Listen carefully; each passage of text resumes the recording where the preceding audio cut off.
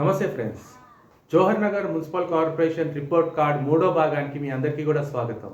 అసలు మనం ఈ వీడియోని ఎందుకు చేస్తున్నాము, మనం ఏం తెలుసుకుందాం అనేసి ఈ వీడియోని చేస్తున్నాము అనే విషయాన్ని ఈ వీడియోని మీరు పూర్తిగా చూస్తే మీకు అర్థమవుతూ ఉంటుంది. మన జోహర్ నగర్ మున్సిపల్ కార్పొరేషన్లో ఎన్నికలు జరిగిన తర్వాత ఎవరైతే ఎలక్ట్ అయిన రాజకీయ నాయకులు, మన ప్రతినిధులు ఎవరైతే ఉన్నారో వాళ్ళు ఎలాంటి సేవలు మన జోహర్ నగర్ ప్రజలకు అందించారు, వాళ్ళు ఎలాంటి ప్రమాణాలు మనకు ఇచ్చారు, ప్రజలు వాళ్ళ ద్వారా ఎలాంటి వసతులు కోరుకున్నారు, ఎలాంటి పరిపాలన వాళ్ళకు కావాలనేసి ప్రజలు కోరుకున్నారు తెలుసుకోవడమే మన ఒక ముఖ్య ఉద్దేశం. ఎందుకనంటే పోయిన వారం జరిగిన విషయాలే గుర్తుకు లేని ఈ బిజీ షెడ్యూళ్ళల్లో మనకు ఈ 5 సంవత్సరాల కాలగమనంలో మనకు ఎలాంటి సేవలు అందాయో తెలుసుకోవాలి కదా. మనకి ఇది గుర్తుకుండదు. ఎందుకంటే ప్రతిరోజు మనకు ఒక బిజీ షెడ్యూల్ లాగా అయిపోతుంది. అందుకోసం ఈ 5 సంవత్సరాల పరిపాలనా విభాగం ఏ రకంగా పనిచేసింది, మన నాయకులు ఎలాంటి సేవలు మనకు అందించారో మీకు అందియాలి అనే ఉద్దేశంతో నేను ఈ వీడియోని చేస్తున్నాను. మీరు ఖచ్చితంగా ఈ వీడియోని చూడండి.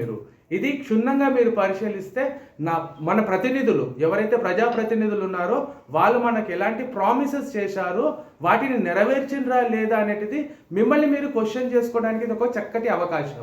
ఈ రోజు నేను ఇది ఒక వేదిక అనుకుంటున్నా, ఇంతమంది పత్రికా మిత్రులను ఇక్కడ చూడడము. ఈ మీటింగ్ వచ్చేసి చాలా మందికి క్వశ్చన్ ఉంది, ఏ మీటింగ్ దేని గురించి అని. 1 ఇయర్ అయింది మేము ఎలెక్ట్ అయ్యి ఈ మున్సిపల్ కార్పొరేషన్కి రావడము, మేము చేసిన డెవలప్మెంట్ వర్క్స్ గురించి ఇవాళ మాట్లాడటం జరుగుతుంది. 2019 జూలైలో ఇది మున్సిపాలిటీగా ఫామ్ అయింది.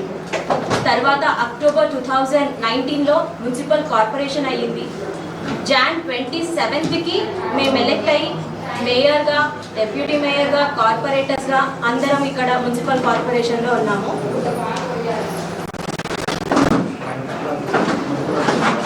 2011 సెన్సస్ ప్రకారం మనకున్న పాపులేషన్ 48,000.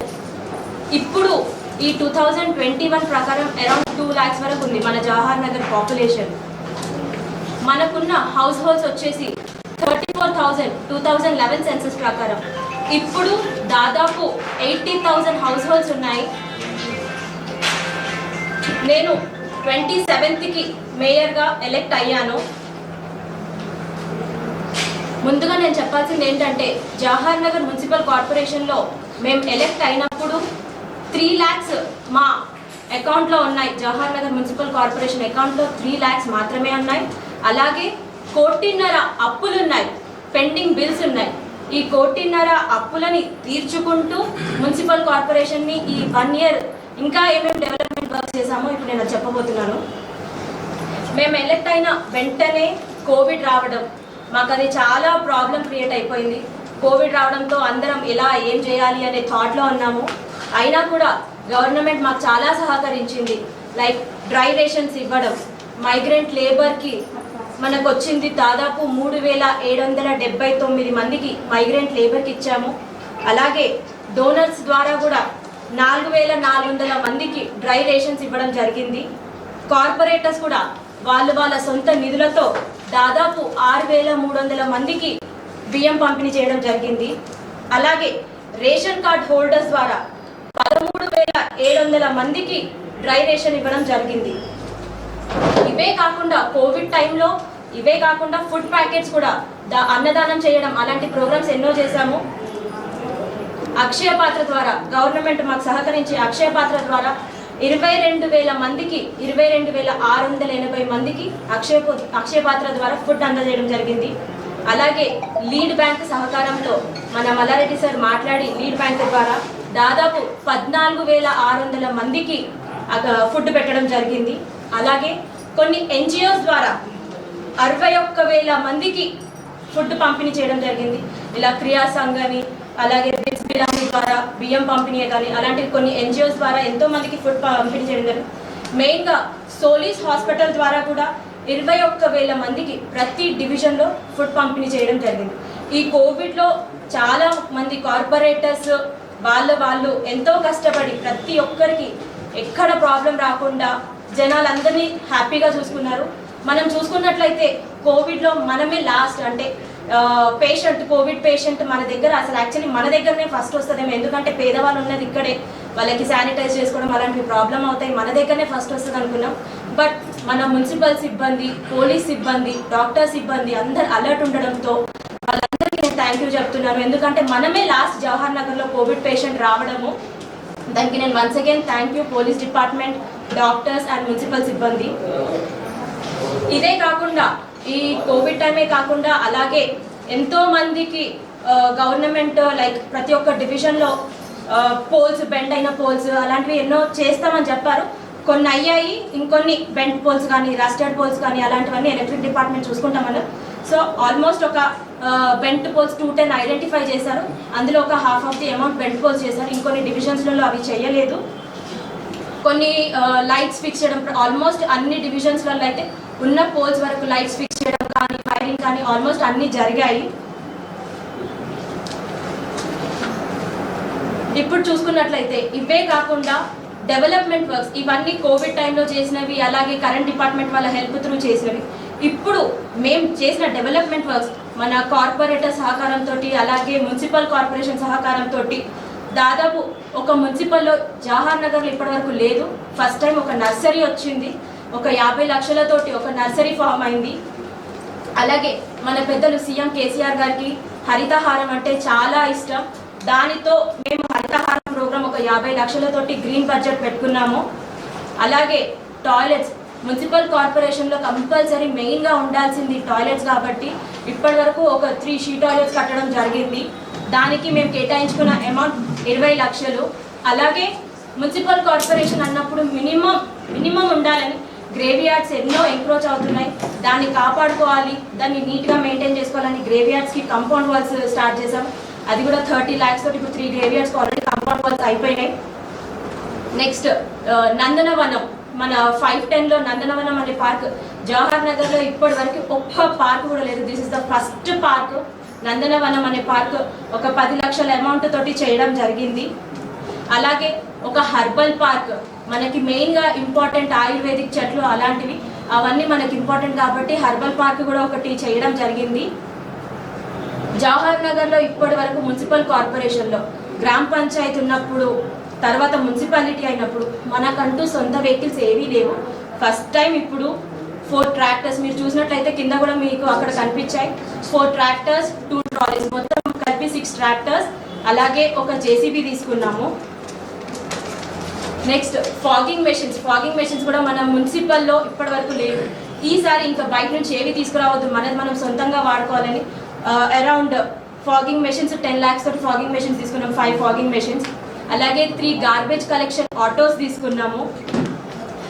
ఎక్కడైతే ఇంకా డీసిల్టేషన్, మన డ్రైన్స్ ఎక్కడైనా నిండిపోయి ఉన్నా వెంటనే కార్పొరేటర్ చెప్పగానే అక్కడికి వెళ్ళి డ్రైన్స్ క్లీన్ చేయడము అలాంటివి కూడా కొన్ని ముందుకి చేశాము. రామ్కి డంపింగ్ యార్డ్ ద్వారా మనకి మెయిన్ ఇంపార్టెంట్ జవహర్ నగర్లో వాటర్ ప్రాబ్లం చాలా ఉంది.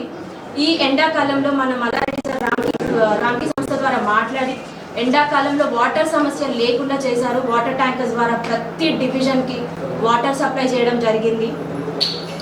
ఇవే కాకుండా ఫర్దర్గా కూడా మేము ఇంకా డెవలప్మెంట్ చేయాలనుకుంటున్నాం కాబట్టి అరౌండ్ మేము ఇప్పుడు ఒక 10 రిక్షాలు తీసుకోవాలి అనుకుంటున్నాం. దానికి అమౌంట్ కూడా పే చేసాం. ఈ 2-3 డేస్లో అవి వస్తున్నాయి. తర్వాత పట్టణ ప్రకృతి వనం అని మనం చెన్నాపురంలో ట్రీ పార్క్ అని పెట్టుకున్నాం. దానికి 30 లక్షలతో టెండర్ కూడా కాల్ఫర్ అవుతుంది. మేబీ 2 డేస్లో టెండర్ కాల్ఫర్ అవుతుంది. అదే కాకుండా స్ట్రీట్ వెండింగ్ జోన్, దానికి కూడా మేము 4 lakhs అమౌంట్ కేటాయించి పెట్టుకున్నాం. అది కూడా స్టార్ట్ అవ్వబోతుంది. ఇవన్నీ ఆన్ గోయింగ్ వర్క్స్. ఇంకొక 2-3 డేస్లో మ్యాక్సిమం 1 వీక్లో ఇవన్నీ స్టార్ట్ అయిపోతాయి. ఓపెన్ జిమ్, మన ట్రీ పార్క్లోనే ఒక సైడ్ మన ట్రీ పార్క్ పెద్దవాళ్ళకి వాకింగ్ చేసేటట్టు, పక్కకి ఓపెన్ జిమ్, మన యూత్కి జిమ్ ఉండాలి కాబట్టి యూత్కి ఓపెన్ జిమ్ పెడుతున్నాం.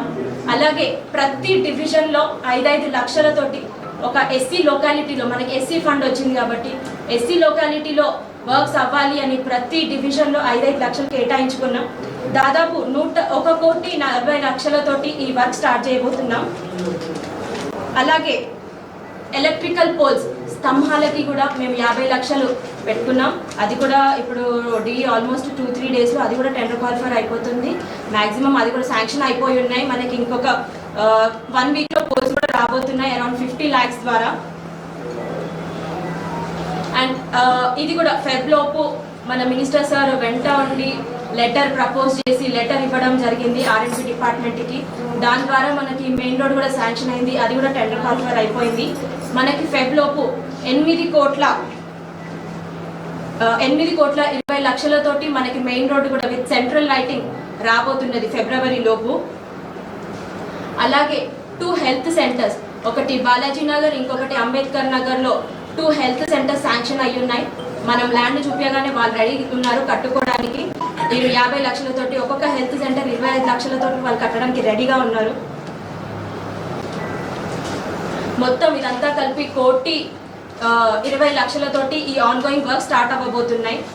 ఇవే కాకుండా రామ్కీర్కి కూడా మేము ఎన్నోసార్లు వాళ్ళని రిక్వెస్ట్ చేయడంతో, అలాగే రీసెంట్గా మన పవర్ ప్లాంట్ ఓపెన్ అయినప్పుడు మన కేటీఆర్ సరే కానీ అలాగే మన మల్లారెడ్డి సరే కానీ చెప్పడంతో వాళ్ళు జవహర్ నగర్ని మొత్తం కాకపోయినా మేము ఆల్మోస్ట్ డెవలప్ చేస్తామని చెప్పారు కాబట్టి వాళ్ళకి కొన్ని ప్రపోజల్స్ ఇవ్వడం జరిగింది.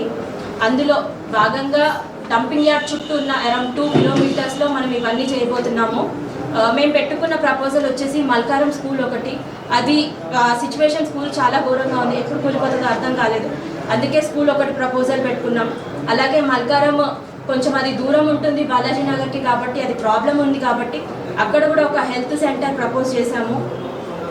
నెక్స్ట్ కమ్యూనిటీ హాల్ కూడా ప్రపోజ్ చేశాము మల్కారం. ఎందుకంటే అది ఆల్మోస్ట్ మన బాలాజీ నగర్కి సిటీకి చాలా దూరంగా ఉన్నవి. అంటే మల్కారం, ఫరా నగర్ ఇవే ఉన్నాయి, అరుంధతి నగర్. సో ఇవి డెవలప్ చేయాలి అన్నట్టు వాటిని కూడా ముందుకు తీసుకెళ్ళాలి అని ఒక కమ్యూనిటీ హాల్, అలాగే కార్మిక నగర్లో కూడా ఒక కమ్యూనిటీ హాల్ ప్రపోజ్ చేశాము. మన 5th division, 4th division, 5th డివిజన్కి కలిపి ఒక కమ్యూనిటీ హాల్ ఉంది, చాలా పెద్దది ఎస్సీ కమ్యూనిటీ హాల్. దాన్ని కూడా ఒక ప్రపోజల్ పెట్టాము. అలాగే నందమూరి నగర్లో గ్రేవ్ యార్డ్ కూడా ప్రపోజ్ చేశాము. నెక్స్ట్ అంగన్వాడీ సెంటర్స్ మన ఎక్కడెక్కడైతే లేవు అరౌండ్ డంపింగ్ యార్డ్ చుట్టుముట్టు 2 కిలోమీటర్స్లో అంగన్వాడీ సెంటర్స్ లేవు. సో అంగన్వాడీ సెంటర్స్ గబిలాల్పేటే కానీ రాజీవ్ గాంధీ నగరే కానీ అలాంటి దాంట్లో కూడా మనం అంగన్వాడీస్ ప్రపోజ్ చేశాము. రాజీవ్ గాంధీ నగర్లో మెయిన్ రోడ్ పైన ఒక గ్రేవ్ యార్డ్ ఉంది, దాన్ని కూడా కాంపౌండ్ కట్టి డెవలప్ చేయాలని ప్రపోజ్ చేశాము. నెక్స్ట్ ప్రైమరీ స్కూల్ చెన్నాపురంలో ఆల్మోస్ట్ అది భూమికి హాఫ్ అయిపోయింది, అది కూడా డెవలప్ చేయాలనే ప్రపోజల్ ఇచ్చాం చెన్నాపురంలో కూడా. ఇవన్నిట్లో వాళ్ళు ఆల్రెడీ 3 వర్క్ స్టార్ట్ చేశారు. RO ప్లాంట్ స్టార్ట్ చేసేసారు. మల్కారం స్కూల్ కూడా వాళ్ళు ఇప్పుడు ఈ 2 డేస్లో నాకు తెలిసి స్టార్ట్ చేసేస్తారు. మనం అందులో ల్యాండ్ కొంచెం ముందట వెనకాలనే డిసైడ్లో ఉన్నారు, వెనకాల స్టార్ట్ చేసేస్తున్నారు స్కూల్. అది కూడా 2 డేస్లో మల్కారం స్కూల్ కూడా స్టార్ట్ అవుతుంది. ఇవన్నీ ఇప్పుడు ఇచ్చిన మేము ప్రపోజల్స్ ఈ 1 ఇయర్లో వాళ్ళు కంప్లీట్ చేయడానికి రెడీగా ఉన్నారు. ఇవన్నీ మనం ఈ 2019లో కార్పొరేటర్స్ అందరు కలిసి మన మల్లారెడ్డి సార్ ఎప్పుడు వెంటుండి ఇవన్నీ ఆయన సలహాలతో ముందుకు తీసుకెళ్ళాము. ఇవన్నీ వర్క్సే కాకుండా ఇప్పుడు మీకు చెప్పిన ఆన్గోయింగ్ వర్క్స్ ఇవన్నీ చేశాము ప్రతి ఒక్కటి.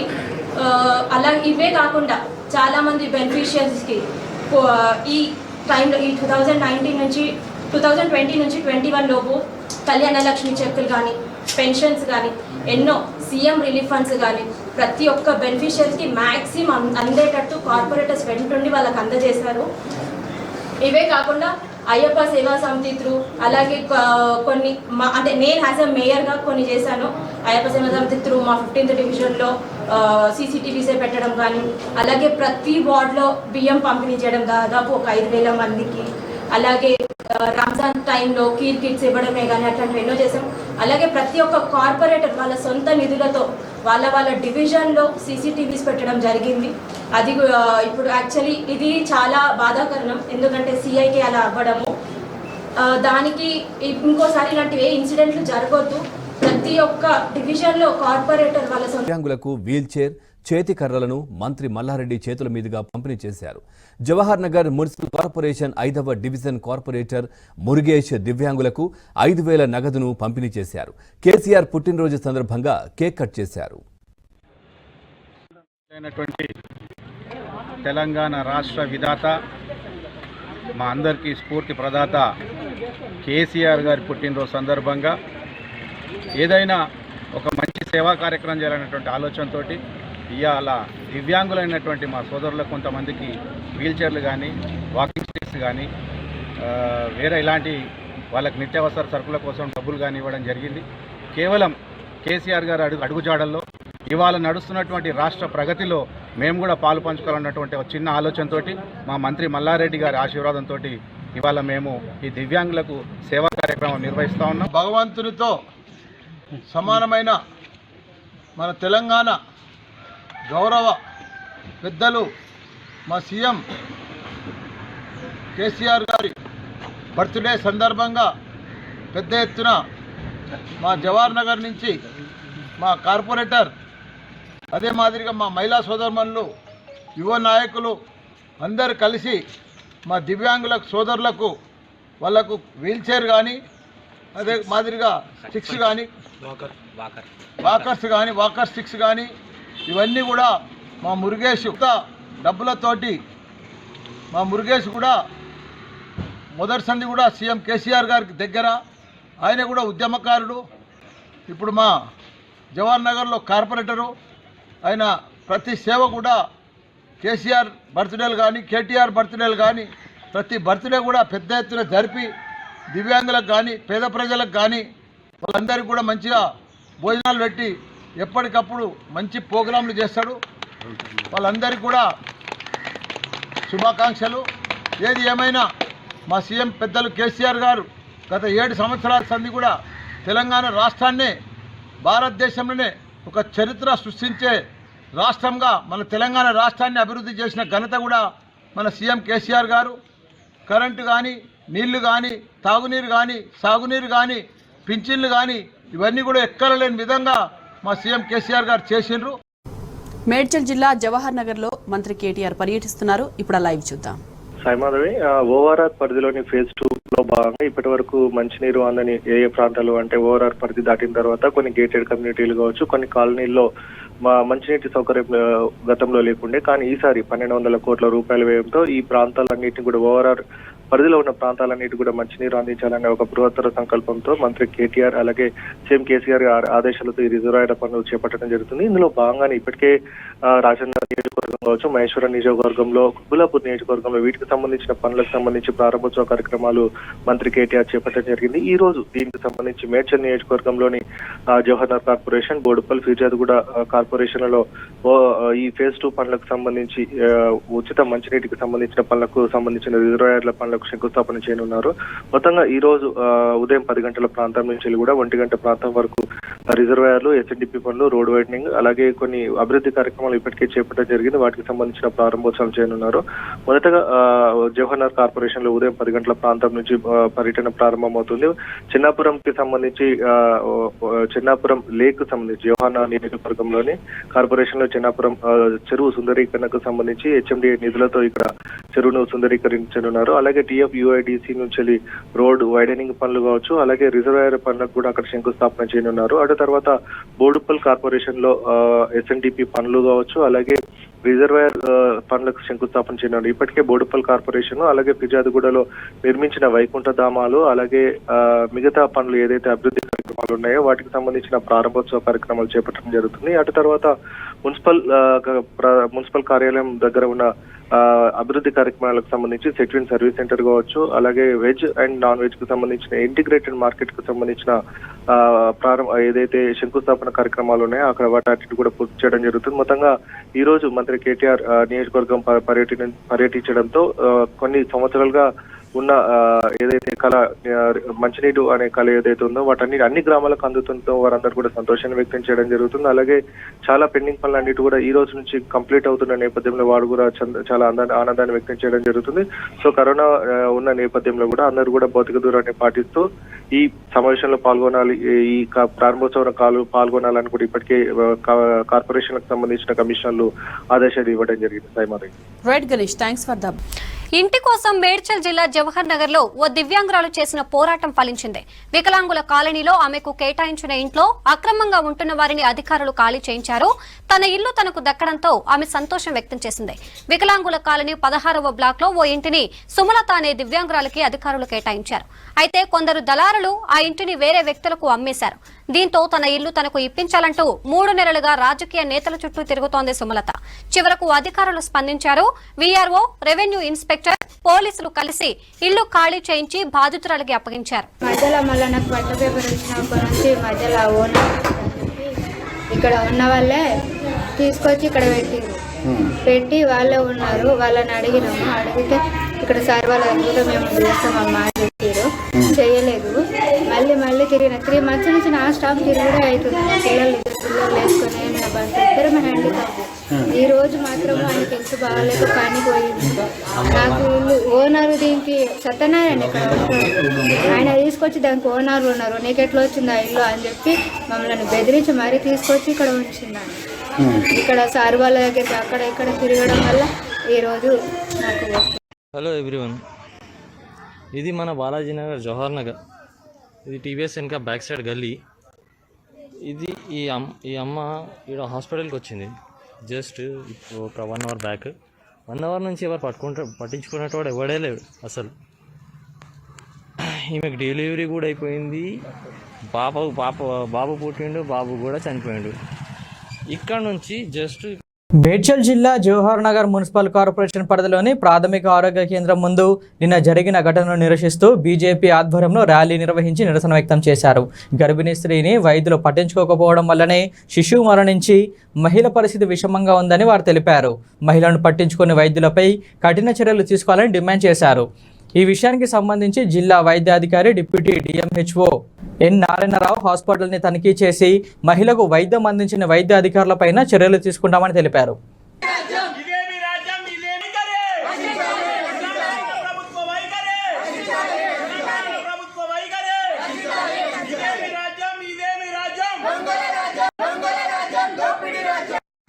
జరిగిన దుర్ఘటనకి భారతీయ జనతా పార్టీ మేడ్చల్ జిల్లా మహిళా నాయకురాలుగా స్పందించి ఇక్కడ ఏం జరిగింది ఏంటి అనే విషయాలు తెలుసుకోవడానికి ఈ హాస్పిటల్ పరిధికి రావడం జరిగింది. ఈ హాస్పిటల్లో సిబ్బంది కొరత జరగడము, సిబ్బంది నిర్లక్ష్య వైఖరి మూలాన ఒక మహిళ రోడ్డు మీద ప్రసవించి బిడ్డని కోల్పోయిన ఘటన జరిగింది. దీనికి మనకి ప్రభుత్వం వైఖరినే కారణమని చెప్పచ్చు. ఎందుకంటే ఇక్కడ డాక్టర్లని మేము అడిగి విషయం తెలుసుకున్నప్పుడు మాకు సిబ్బంది కొరతగా ఉంది, మేము ఒక లెటర్ ఇచ్చాము అని చెప్పేసి ఇక్కడ డాక్టర్గా లేరు, ఇన్ఛార్జ్గా ఉన్న శ్రీనివాస్ గారు మనకు చెప్పడం జరిగింది. ఇన్ఛార్జ్గా ఉన్న శ్రీనివాస్ గారు మేము 5కి లెటర్ ఇచ్చాము, సిబ్బంది కొరత, మాకు ఇంతవరకు ఎటువంటి స్పందన రాలేదు అని చెప్పారు. ఆ లెటర్ కూడా మేము తీసుకోవడం జరుగుతుంది. ప్రభుత్వ వైఖరితో నిన్న ఒక మహిళ రోడ్డు మీద ప్రసవించడము సభ్య సమాజం సిగ్గుతో తల వంచుకోవాల్సిన విషయము. మన ప్రభుత్వంలో ఒక మహిళ లేకపోవటము, ఆరోగ్య శాఖ మంత్రి కూడా ఇంతవరకు స్పందన లేదు. వీరు ఇంత చిన్న జవహర్ నగర్లో 2 లక్షల మంది నివసించే ప్రాంతంలో ఒకే ఒక డాక్టరు ఉన్న హాస్పిటల్, ఈ హాస్పిటల్లో ఒక డాక్టర్ ఎంతవరకు ట్రీట్మెంట్ ఇస్తాడని మేము ప్రశ్నిస్తున్నాము. అలాగే జవహర్ నగర్ కాకుండా చుట్టుపక్కల ప్రాంతాల అందరూ కూడా వచ్చి ఇక్కడే ట్రీట్మెంట్ తీసుకుంటారనేది ఇక్కడ వినిపిస్తుంది. మరి ఇలాంటి హాస్పిటల్లో సిబ్బందే లేకుండా నిన్న అసలు హాస్పిటల్లోని సిబ్బంది కూడా ఎవరూ లేకుండా ఉండడంతో ఆ అమ్మాయి ఇక్కడ ట్రీట్మెంట్కి రావడం జరిగింది. ఇక్కడే ఉన్న మురికి కాలువ పక్కన, అది చూసుకుంటే హాస్పిటల్కి ఎంతో దూరం లేదు, గేటుకు పక్కనే ఉంది. మరి ఆ అమ్మాయి అక్కడే ఉండి ఆ హాస్పిటల్ వాళ్ళు వస్తారని చూసి ఆ నిర్లక్ష్యము, ఆ లేటుతో ఆ అమ్మాయి అక్కడే ప్రసవించడం జరిగింది. అదేమనంటే ఆ అమ్మాయి ఇక్కడికి ట్రీట్మెంట్కి వచ్చింది, ఆ అమ్మాయి కాలు నొప్పితో వచ్చింది, దానికి గోళీ వేసానని చెప్పేసి ఇక్కడ నర్సు కూడా మాట్లాడుతుంది.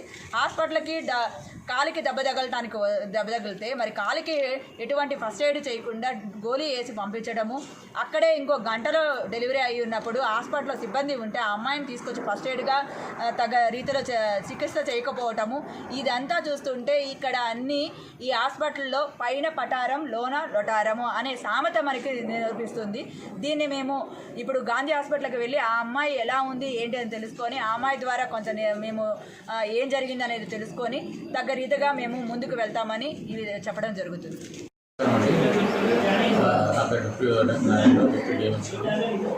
ఈ జవహర్ నగర్ పిఎస్సిలో జరిగిన ఇన్సిడెంట్ గురించి కనుక్కోవడానికి స్పెషల్గా వచ్చాను. ఇక్కడ జరిగిన విషయాన్ని ఏంటిది, అసలు ఏం జరిగింది, ఎందుకు జరిగింది అనేది డీటెయిల్గా తెలుసుకొని రిపోర్ట్ సబ్మిట్ చేయడం కోసం నన్ను డిఎంహెచ్ఓ నేను ఇక్కడికి వచ్చినాక ఇక్కడ స్టాఫ్ తోటి అందరితో ఇంటరాక్ట్ అవుదామని అయ్యాను. మొత్తం మీకు అందరికీ తెలిసి ఇంటరాక్ట్ అవ్వలేదు. అందరూ ఇంటరాక్ట్ అయినాక కానీ ఒక కంక్లూజన్కి వస్తాను ఏం జరిగింది అనేది. అయితే నిన్న 11:30కి పేషెంట్ లక్ష్మి అనే 30 సంవత్సరాల గర్భిణీ స్త్రీ ఈ హాస్పిటల్కి వచ్చింది. యాక్చువల్లీ ఇక్కడ రెసిడెంట్ కానీ కాదు అని మిడ్చల్ వాసి అక్కడ నుండి ఇక్కడికి వచ్చింది, ఎవరు చుట్టాలు ఇంటికి వచ్చిందని కాలికి దెబ్బ తగిలిందని హాస్పిటల్కి వస్తే ఇక్కడ స్టాఫ్ నర్స్, డ్యూటీలో ఉన్న స్టాఫ్ నర్సు పేషెంట్ చూసి మందులు ఇచ్చేసి ఇక్కడ పెద్ద గాయం ఉందమ్మా గాంధీకి వెళ్ళు అని చెప్పి ఆమె మందులు ఇచ్చేసి మళ్ళీ తన లోపల తన విధులలో తనింది. నేను హాలిడే కావడం మూలంగా ఒకటే ఉండింది, కొంచెం బిజీ ఉండింది. తర్వాత ఒక హాఫ్ అన్ అవర్ 1 అవర్ తర్వాత మళ్ళీ వెళ్ళి చూస్తే ఆ పేషెంట్ లేదు, వెళ్ళిపోయింది.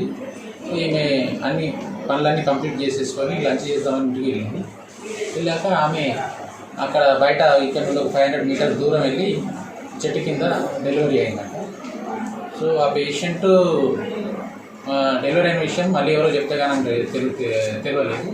వచ్చాక హాస్పిటల్కి తీసుకొచ్చి మళ్ళీ అంతా క్లీన్ చేసేసి బేబీ ఆల్రెడీ కడుపులో డెత్ అయిన బేబీ అది 3-4 రోజులు అయి ఉంటుంది. ఆ బేబీ డెత్ అయ్యి ఆ బేబీ క్లామ్ చేసి ప్లాజెంటా సపరేట్ చేసి బట్టలు మార్చి 108 అంబులెన్స్ ఇచ్చి గాంధీకి పంపింది.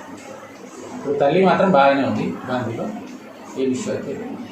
సో ఇక్కడ ఏం జరిగిందని ఇంకా ఇన్ డీటెయిల్గా రిపోర్ట్ తీసేసుకొని ఎవరు బాధ్యులో వాళ్ళ మీద చర్య తీసుకోవడానికి దానికి ఇచ్చేస్తాం.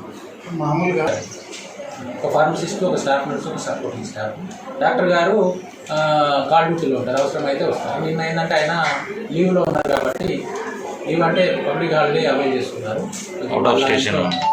ఎవరు సీరియస్ ఉన్నారని అవుట్ ఆఫ్ స్టేషన్ వెళ్ళి అది డిఎంహెచ్ గారు పర్మిషన్ తీసుకుని వెళ్ళారు. మేడ్చల్ జిల్లా జవహర్ నగర్ డంపింగ్ యార్డుతో స్థానికులు నానా అవస్థలు పడుతున్నారు. భయంకరమైన రసాయనాలు, వ్యర్థాలతో శ్వాసకోశ సమస్యలతో అల్లాడిపోతున్నారు.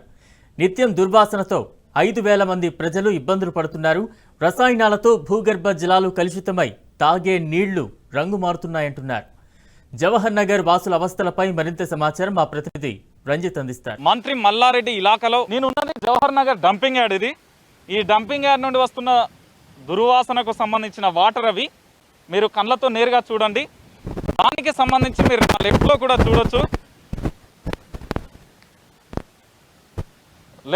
చూడొచ్చు, ఆ రసాయనాల నీళ్లు ఏ విధంగా ఉన్నాయి దానికి సంబంధించి కూడా మీరే చూడండి. మరి పేదల ప్రాణాలంటే ప్రభుత్వానికి ఇంత అలసత్వమా? మరి పేదల ప్రాణాల మీద ఆ ప్రభుత్వానికి శ్రద్ధ లేదా అనేది ఒక్కసారి మీ ముందుంచే ప్రయత్నం చేస్తాను. ఎందుకంటే మంత్రి మల్లారెడ్డి ఇలాకాలో ఏం జరుగుతుంది, మంత్రి మల్లారెడ్డికి సంబంధించి ఇక్కడ ఏం జరుగుతుందనే వాస్తవాలు మీ ముందుకు తెచ్చే ప్రయత్నం చేస్తాను. ఓ పక్కన డంపింగ్ యార్డ్ కొనసాగుతుంది. డంపింగ్ యార్డ్కు సంబంధించి ఏ విధంగా పేరుస్తున్నారు, ఆ డంపింగ్ యార్డ్కు సంబంధించి మీరు చూశారు. ఇక డంపింగ్ యార్డ్ నుండి వస్తున్న దుర్వాసనకు సంబంధించిన వాటర్ ఏ విధంగా వెళ్తున్నాయో చూశారు. రైట్, ఇక్కడే అసలు సమస్య ఉంది. ఏంటా సమస్య అంటే నా రైట్ సైడ్లో ఉన్న డంపింగ్ యార్డ్కి సంబంధించి జవహర్ నగర్కి సంబంధించి ఇందులో నీళ్ళు వెళ్తున్నాయి. ఇక్కడ ఆల్రెడీ రాజీవ్ గృహకల్ప ఇళ్ల నిర్మాణం జరిగి వాళ్ళు ఈ వాసనతో భరించలేక నిత్యం అనారోగ్య సమస్యలతో బాధపడుతున్నారు. ఆ పక్కనే మళ్ళీ డబుల్ బెడ్రూమ్ ఇళ్ల నిర్మాణం జరిగింది. ఇక్కడ 5,000 మంది జనాభా, ఆ పక్కన 4,000 పైచిలకు జనాభా, మొత్తం 9,000 అంటే దాదాపుగా 10,000 మంది జనాభా జీవితాలతో ఈ రాష్ట్ర ప్రభుత్వం ఆటాడుకుంటుంది. అయ్యా, నిత్యం ఈ వాసన భరించలేక మేము నానా అవస్థలు పడుతున్నాం, మాకు ఊపిరితిత్తుల నుంచి శ్వాస తీసుకోవడం వరకు కష్టాలు ఉన్నాయని ఓ పక్కన ఇక్కడ స్థానికులు చెప్తా ఉంటే, మళ్ళీ కొత్తగా స్థానికేతరులు 10% స్థానికులకు, ఇక్కడ 10% స్థానికేతరులకు మిగిలినవి కూడా డబుల్ బెడ్రూమ్ ఇల్లు ఇస్తామని ఈ ప్రభుత్వం చెప్తుంది. మరి ఎవరి జీవితాలతో ఈ ప్రభుత్వం ఆడుకుంటుంది? జవహర్ నగర్కు సంబంధించి డంపింగ్ యార్డ్లో ఇంత దారుణమైన మురికి నీరునైతే, రసాయనాలు, వ్యర్థాలనైతే చూస్తారు. ఆ పక్కనే ఉన్న రాజీవ్ గృహకల్పంలో వాళ్ళు ఏ విధంగా జీవించాలి, ఆ పక్కన కొత్తగా నిర్మిస్తున్న ఆ డబుల్ బెడ్రూమ్ ఇళ్లలో ఏ విధంగా వాళ్ళు జీవనం కొనసాగించాలి? మొత్తంగా చూస్తారు కదా మంత్రి మల్లారెడ్డి ఇలాకాలో ఏం జరుగుతుంది అంటే, పేద ప్రజలు శ్వాస తీసుకోవడానికి ఇబ్బంది పడుతున్నారు. పేద ప్రజలు నివాస యోగ్యం కాని ప్రాంతంలో డబుల్ బెడ్రూమ్ ఇల్లు నిర్మించి పేద ప్రజల జీవితాలతో ఆడుకుంటుంది ఈ ప్రభుత్వం. వాస్తవం కాదంటారా? మీరే చూడండి. కనీసం ఒక్క నిమిషం కూడా నిలబడలేని పరిస్థితులలో ఇక్కడ నేను కూడా ఉన్న పరిస్థితి. మరి ఇలాంటి పరిస్థితులలో దాదాపు 10,000 మంది జనాభాతో మరి రాష్ట్ర ప్రభుత్వం ఏం చేస్తున్నట్లు? కనీసం ఆ 5,000 మంది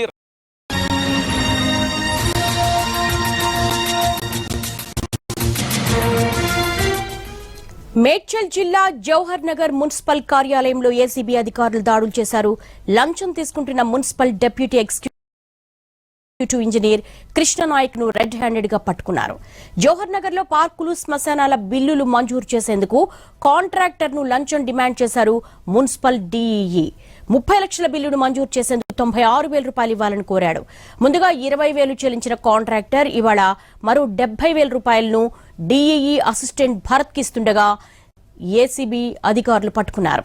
డీఈఈ కృష్ణానాయక్ ఇంట్లో కూడా సోదాలు చేశారు. అతన్ని అరెస్టు చేసి రిమాండ్కు తరలిస్తామన్నారు ACB DSP Satyanarayana. Revenue inspector Ramesh తీరుకు నిరసనగా మేడ్చల్ జిల్లా జవహర్ నగర్ తహసీల్దార్ ఆఫీసు ముందు స్థానికులు ధర్నా నిర్వహించారు. ఈ నెల 20న బర్త్ సర్టిఫికేట్ కోసం వెళ్లిన తనపై ఆర్ఐ దాడి చేశారని రమేష్ చారి తెలిపారు. గతంలో కూడా వివిధ పనుల కోసం వెళ్లిన వారిపై ఆర్ఐ దాడి చేశాడన్నారు స్థానికులు. ఆర్ఐపై చర్యలు తీసుకొని న్యాయం చేయాలని డిమాండ్ చేశారు.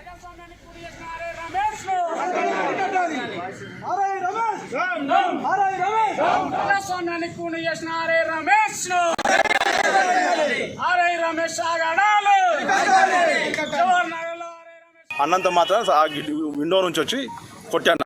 కొట్టిన తర్వాత నేను సంప్రదాయం ఊకున్నాను. ఎందుకంటే ఒక ఆఫీసరు నన్ను కొట్టడం వల్ల తప్పు ఆయన చేతుల్లో ఉండాలని అట్నే ఊకున్నానండి. ఆ రోజు నాడు 20 తారీఖు నాడు నేను పోలీస్ స్టేషన్ పోయి కంప్లైంట్ చేయడానికి వెళ్ళాను. అక్కడ కంప్లైంట్ చాలామంది నన్ను కాంప్రమైజ్ చేయడానికి చూశారు. నేను రాలేను, సారీ చెప్పిస్తాము అది అని ఆయన 20 సార్లు ఫోన్ చేశాడు. ఆర్ఐ సార్ వేరే వాళ్ళకు పెద్ద మనుషులకు. ఆయన నేను ఒప్పుకోలేను. పోయి కంప్లైంట్ ఇచ్చాను. ఇంతవరకు దాన్ని కంప్లైంట్ ఇచ్చినాక ఇంతవరకు సీసీ ఫుటేజ్ తీయలేరు. నా తప్పు ఏందో ఉంటే తప్పు చూసి నా మీద, నేను తప్పు చేస్తే నా మీద శిక్షించండి. 5వ తారీఖు నాడు ఫస్ట్ తీసుకపోతే అది పోయిందని చెప్పాడు. మళ్ళీ బీసీఆర్ కట్టుకొని మళ్ళీ పోతే అది కూడా పోయిందని చెప్పాడు. మళ్ళీ థర్డ్ టైం పోతే సార్ సర్టిఫికేట్ అయిపోయిందంటే అయిపోయిందని పంపించినామంటే నాకు చెప్తే అయిపో కదా, నేను పోయి తీసుకొచ్చుకుందా అన్న పాపానికి నీకేందా చెప్పేదని చెప్పి చేసుకోవడం జరిగింది. ఇంత దారుణంగా ఆరైనప్పుడు ప్రజల సర్వెంట్ అయ్యిండి కూడా ప్రజల మీద ఇలాంటి చులకన భావం చూస్తున్నట్టే అతనికి ఉద్యోగం చేసే అర్హత లేదు. అర్హత సస్పెండ్ చేయాలి. వెంబడే జవానాలు అలాంటి లంచగొండాలు అలాంటి మనుషులు ఉండొద్దు. ఇంకోసారి అలాంటి ఆర్ఐ సస్పెండ్ చేయాలి. దీన్ని కలెక్టర్ పోయి కూడా అతని మీద కంప్లైంట్ చేయాలి రెడీగా ఉన్నాం మేము. అతని గురించి ఎంక్వైరీ చేసి అతను చేసే పదవి ఏంది, అతనికి ఉన్న సంపాదన ఏంది, ఇలాంటి గరీబుల మీద అతని దుశ్చర్యలు ఏంటి, దీన్ని జాప్యం చేయడం వెనుక ఆంతర్యం ఏమిటో మాకు ఇంకా అర్థం కావడం లేదు. ఒకవేళ కనుక రమేష్ చారి విషయంలో మేడ్చల్ జిల్లాలోని జవహర్ నగర్ మున్సిపల్లో 4 కాంగ్రెస్ కార్పొరేటర్లు తెరాసలో చేరడాన్ని నిరసిస్తూ ఆ పార్టీ కార్యకర్తలు ఆందోళన నిర్వహించారు. మేడ్చల్ నియోజకవర్గ ఇన్ఛార్జి హర్షవర్ధన్ రెడ్డి ఆధ్వర్యంలో ఆ కార్పొరేటర్లు ఇళ్ల ముట్టడికి యత్నించారు. రంగంలోకి దిగిన పోలీసులు వారిని అడ్డుకోవడంతో ఉద్రిక్త పరిస్థితి నెలకొంది. తెరాస అధికారాన్ని అడ్డుపెట్టుకుని తమ కార్పొరేట్లను బెదిరించి చేర్చుకుంటున్నారని కాంగ్రెస్ నాయకులు ఆరోపించారు. దమ్ముంటే తమ పదవులకు రాజీనామా చేసి మళ్లీ గెలవాలని సవాల్ చేశారు.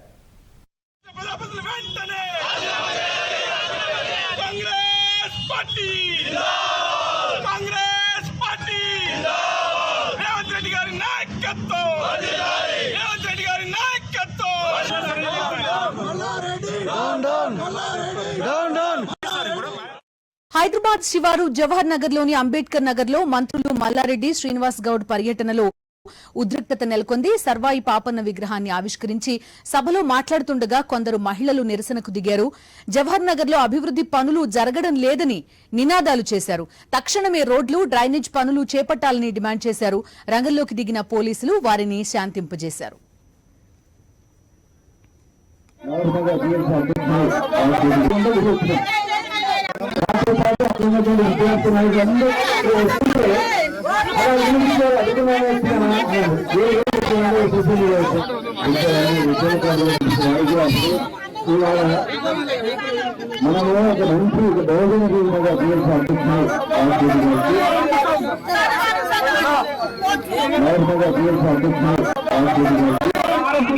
మన సమస్యలు పరిష్కారం చేయడానికి వచ్చినటువంటి నాయకుడికి మనందరం కూడా ఈ సమస్యల పరిష్కారానికి కృషి చేస్తారని కోరుతూ గౌరవ పెద్దలు ఆబ్కారీ శాఖ, పర్యాటక శాఖ, ఎక్సైజ్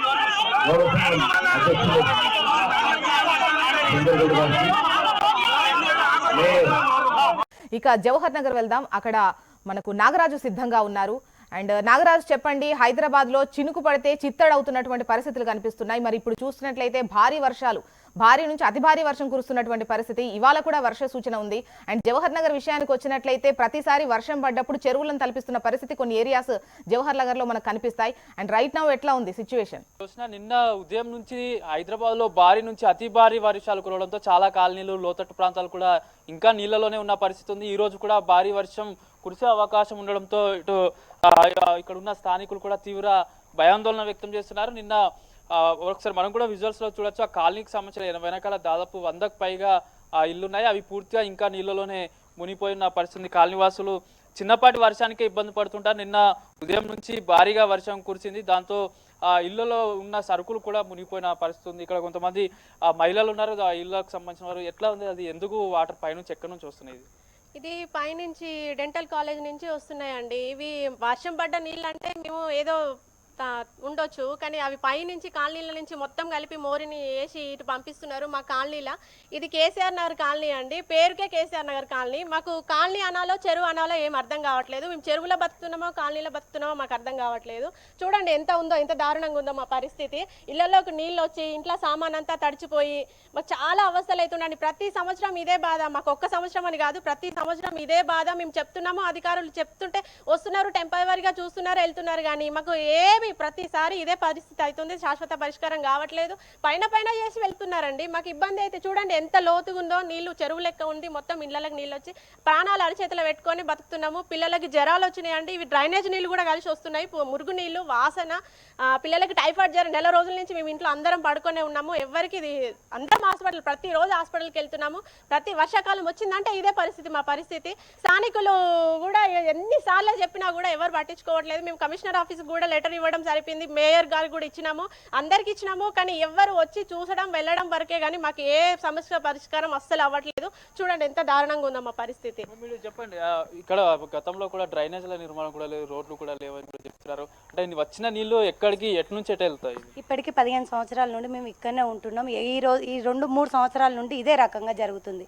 ఇన్ని రోజులు వర్షం వచ్చి ఎటు నుండి అటు వెళ్ళిపోయేటివి. వాళ్ళు ప్రత్యేకంగా ఈ కాలనీకే తొవ్వ వేసి పంపించిన వాళ్ళు కాకుండా ఒకరు మాట్లాడట్లేదు. ఆడ ఎందుకు ఇట్లా వేస్తారని మేము ఆడ బంద్ చేసినా కానీ మీదికే లొల్లికి వస్తారు అధికారులు. అప్పటి మంది వస్తారు, నీళ్లు కొంత తొవ్వకు నీళ్లు తీస్తారు, నీళ్లు పోయే తొవ్వకేమో ఇదేంది ఇట్లా పరిష్కారం, ఇట్లా ఏం చేస్తారు సార్, ఇంతగానో ఇబ్బంది పడుతున్నామని అంటే ఏం చేయమంటున్నామమ్మా, మేము తీపిచ్చే కాడికి తీపిస్తున్నాం, మమ్మల్ని ఏం చేయమంటారు, మాకేం అవసరం, మేము మట్టి పోపించుకోర్రి అంటారు.